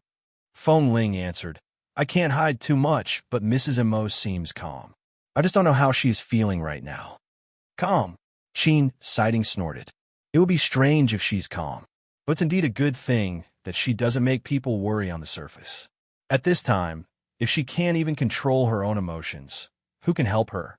In this world, only Mo Jingshan can completely take care of all her emotions and feelings. Now that Mo Jingshan is not here, she can only rely on herself. As he spoke, Qin sighting walked to the side of the car and knocked on the back window. Jinwan lowered the window and turned to look at him. Dr. Qin, Feng Ling said that you vomited after eating a bite of the bun this morning. What happened? It's all right. I'm fine now. Anyway, it's on the way back to the U Garden. We'll pass by our hospital on the way. I'll take you to the hospital for a checkup first. There's no need to go through so much trouble. Just go straight to the U garden. Sheen Siding did not pay any more attention to her. He opened the front door and sat in the driver's seat. Feng Ling also sat in the car and turned to look at her. It's good to go to the hospital for a checkup. Otherwise, I'll really be worried. She just vomited a little. What was there to be worried about? In the past, when she vomited, Jinwan thought she was pregnant. Now, she did not even consider this possibility. So what? At most, her stomach would feel uncomfortable. Jinwan did not say more. After all, Sheen Siding came to pick her up. If you want to take her to the hospital first, she would go to the hospital first. She could not force him to send her back to the U garden. She could not get out of the car halfway, so she could only follow them. In the car, Sheen Siding glanced at the time. As he drove, he glanced at Jinwan through the rearview mirror. He will come back. Don't worry too much. Nanheng has already sent people over. There are dangers everywhere in that kind of place. Right now, we can't be sure if he was ambushed or something else. Don't panic. Jinwan was silent for a moment and then said, I don't even know what he used to do in America. I don't even know where to panic. What else can I do? Sheen Siding snorted. The ignorant are fearless. This is a good thing. The ignorant are fearless? You mean the situation is more dangerous and urgent than I thought? Jinwan looked up at him. Chapter 279. When they arrived at the hospital, Sheen Siding motioned for Feng Ling to accompany Jinwan to have a blood test. It was already past 9 o'clock in the evening, and the doctors in the hospital had already left work. Only a few doctors on duty were surprised to see Sheen Siding enter the door in casual clothes. Usually, Dr. Sheen rarely came to the hospital during his rest time. But because of Sheen Siding, the doctors on duty quickly did several tests for Jinwan. Finally, when Jinwan walked to Sheen Siding's office with several test results, she suddenly heard Sheen Siding's voice coming from his office. Still no news? He has been missing for a day. According to his character, this kind of thing can't happen. There must be something unexpected. We'd better find him within 24 hours, or I'm afraid his life will be in danger. Hearing these words outside the door, Jinwan paused her hand on the door and did not immediately push it open. Then Sheen Siding's tone softened a lot. I'll take care of him at home. Jinwan has arrived in High City. She is calm. Feng Ling will accompany her. Then he gave some instructions. When Jinwan knocked on the door, Sheen Siding hung up the phone. Have the results of the tests I asked you to do come out? Sheen Siding turned his eyes to Jinwan, who came in. Jinwan nodded, walked over, and handed him the test results, asking, what do the HCG values on them mean? Sheen Siding hadn't seen the page she was talking about. The moment he heard Jinwan's words, he raised his eyebrows and abruptly pulled out the page. He glanced at it and then looked up at Jinwan. When was your last period? She couldn't treat Sheen Siding as Mo Jingshan's best friend. He was a doctor. It was normal for him to ask this kind of question. About a month ago. As soon as she answered this, Jinwan's expression suddenly froze. Her period should have come 2 days ago, but it was 2 days late. She was usually very punctual. A positive HCG value means that you are pregnant. Mrs. Mo Sheen Siding looked at her with a smile in his eyes. Jinwan looked at him in surprise. What up? Your HCG value is very standard. It's neither too high nor too low. It should be able to rule out ectopic pregnancy. I'll go to the obstetrics and gynecology department later. If there's no problem, your vomiting is just a reflection of early pregnancy. Sheen Siding glanced at her other test results, turned to the computer, and helped her register for the gynecology and obstetrics department. He then turned to look at her, only to see that Jinwan was standing there as if she had not reacted. What are you standing there for? He raised his eyebrows. I'm really... Jinwan looked at him in disbelief. Pregnant? Sheen Siding glanced at her with a smile. Do you think the laboratory in the hospital is a decoration? You haven't been pregnant for long. Judging from the time when your last period ended, it's only about 3 or 4 weeks. We can only find out through a blood test, but you're indeed pregnant. I just went to the hospital for a checkup more than 3 weeks ago. At that time, I was prescribed a lot of traditional Chinese medicine because my uterus was cold. Of course, You couldn't find anything 3 weeks ago. You're pregnant from the last period, and the traditional Chinese medicine to warm the uterus worked on you. Besides, during the period when you took the traditional Chinese medicine, you and Mo Jingshan should have slept together more than once. Jinwan, indeed, they slept together more than once. Relatively speaking, they slept together very frequently. So, just when she thought it might take a long time for her to conceive a child, she happened to be pregnant in those few days. It was a joy that she should be excited to share, but at this moment, there was no one around to share it with her. After Jinwan went to the obstetrics and gynecology department, she did several related tests and finally confirmed that she was indeed pregnant, and it was early pregnancy. Because of the cold uterus, her body was more sensitive, and the pregnancy symptoms came earlier than most people, and her morning sickness was more serious. When Jinwan walked out of the clinic, Feng Ling looked at her with concern. "Mrs. Mo, are you really pregnant?" Yes, she was really pregnant. But where was Mo Jingshan? Where was the father of her child? She left the hospital and returned to the U Garden. As usual, Annie Chun came out to welcome her.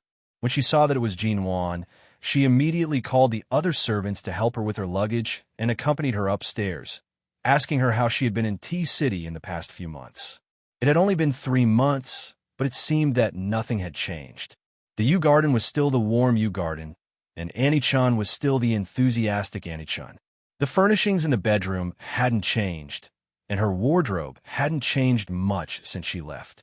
"Mrs. Mo, why did you choose to come back at this time? It's already midnight. Are you hungry? Do you want me to make you some supper?" Annie Chun smiled. "No, it's late. Annie Chun, go to bed first. We'll talk about it tomorrow." Jinwan replied gently, then walked to the window, opened it, and looked out at the falling snow. It was early winter when she left. It didn't seem to snow at that time, but now the 2,000 square meter garden and swimming pool in the U Garden were covered with pure white snow. Annie Chun thought that Jinwan was too tired and sleepy after a day's flight, so she didn't dare to disturb her and went out. Feng Ling waited outside the door and didn't enter the bedroom until Annie Chun left. "I'll stay in the U Garden to accompany you. There are many guest rooms here. Call me if you need anything. You've been tired all day. Go to rest."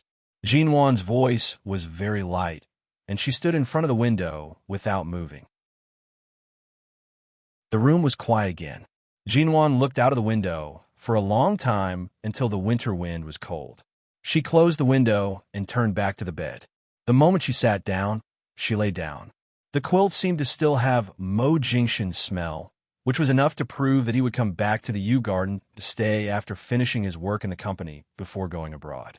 Jinwan turned over on the bed, buried her face in the quilt, and took a deep breath. It was very light and clean, as if Mo Jingshan was lying next to her. She was sleepy, but didn't want to sleep. Jinwan picked up her cell phone and texted Mo Jingshan. "Jinwan, you said to wait for you to come back. You said you would take me back to High City."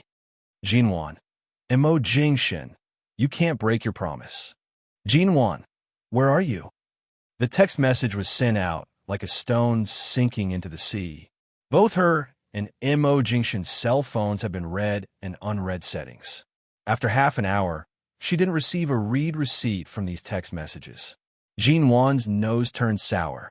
She had just put down her cell phone when all of a sudden, the phone in her hand vibrated. You're tuning in to the Romance Rendezvous YouTube channel. We're so grateful for your support, and don't forget to subscribe to join us on this incredible journey through captivating stories. Your generosity through donations truly makes a world of difference, as it's the primary source of revenue that allows me to expand and enhance this channel for you. Thank you from the bottom of my heart for being a part of this adventure.